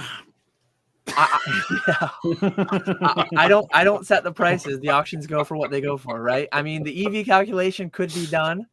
I have done the EV calculations in the past, and not to my surprise, things sold out fully anyways. Bro almost said Sun Kitty. We cooked. He's got Umbreon playing in his mind. Did you hear that song, Grimer? Did you hear Jason Page's? I was going to say, you don't know. I put that song. Java does a little live stream where he reacts to other PokeTubers content. Just plug him in here right now. Good friend of mine, a good friend of ours. I put the Umbreon song as a video I recommended for him to watch. And because of it, he got copyright striked. Nice. That's hilarious. And the best part about it, too, is that Benji, Hoodoo TCG, now a LGS owner, did the same thing a week ago, didn't get punished. That's actually hilarious. Oh, man. Nick don't want to see me, so he got to come pick you up. But yeah, I do have to get going fairly soon. That was a fun stream. Appreciate you coming on, Grimer. Definitely using the highly coveted, highly valued PTO to get away from work, and you used it to hang out with us. Very much appreciate that. Yeah, thanks for having me. I mean, I used 2 hours of PTO, so I wasn't like going crazy on it. Yeah. But I mean, you guys aren't worth a full 8-hour day. Let's be real. Yeah. Facts. He is spitting facts. It sounds like I will cross paths with you in Charlotte and potentially New Jersey as well. So you have to come to Edison. It's basically local for you. Yeah, I'll be doing the July one. I don't know about the November one. I think it's the weekend before Thanksgiving. Yeah, I mean, I was only going to do that because I have family in Jersey, so I was just going to stay with them for that week. So that's why I was going to tie it in. Yeah, I was going to do the same. Do Jersey and then go home for Thanksgiving. Okay. There's a chance I pop in for the November one, but the July one is almost a certainty for sure. So Retro wanted to know if you said where you work. I don't know if that's something you want to share or not. I don't care. I mean, you could, if you go into the mountain towns of Colorado, there's only a finite amount of jobs that do what I do. You could easily detectively figure it out. I mean, I've been doxxed enough by Dan in the past. I really don't care. I think I doxed the first name once. That's all. Yeah, you dropped the first name out of nowhere on a random YouTube video. I was like, that came out of left field. I didn't know I knew you on a first name basis at that point. Why were you using first?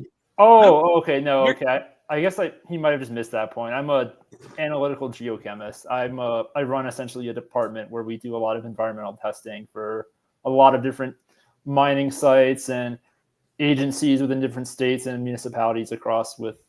No, I don't. Not with Swami. Not with Swami. Not that I know of, at least. Maybe he works for some company we work with, but work with a lot of consultants. That's always fun. Ponga asked me to dox people. He's like, have people ship stuff right to my house. Works for me. He doesn't want to drive to the post office. But yeah, I think with that, I think we're going to call it. I have to get hidden out so I can hit the post office and the bank. Very much appreciate everyone hanging out. We're going to try to get back to our regular thing of having guests every other episode. We fell off that around the new year. We were bad with that, but excited to have Grimer back on to first get that going guest again. of 2025, right? There you go. Yep. Yeah. Man, I believe what so. an honor. Yeah. What an honor, Grimer. We've been very inconsistent, but yeah. Thanks everyone. Have a good day. Have a good weekend. Have a great Pokemon day next week, and then we'll see you the weekend after that, or the week after that with PokeFlip. So we will catch you all later. Take care. Later.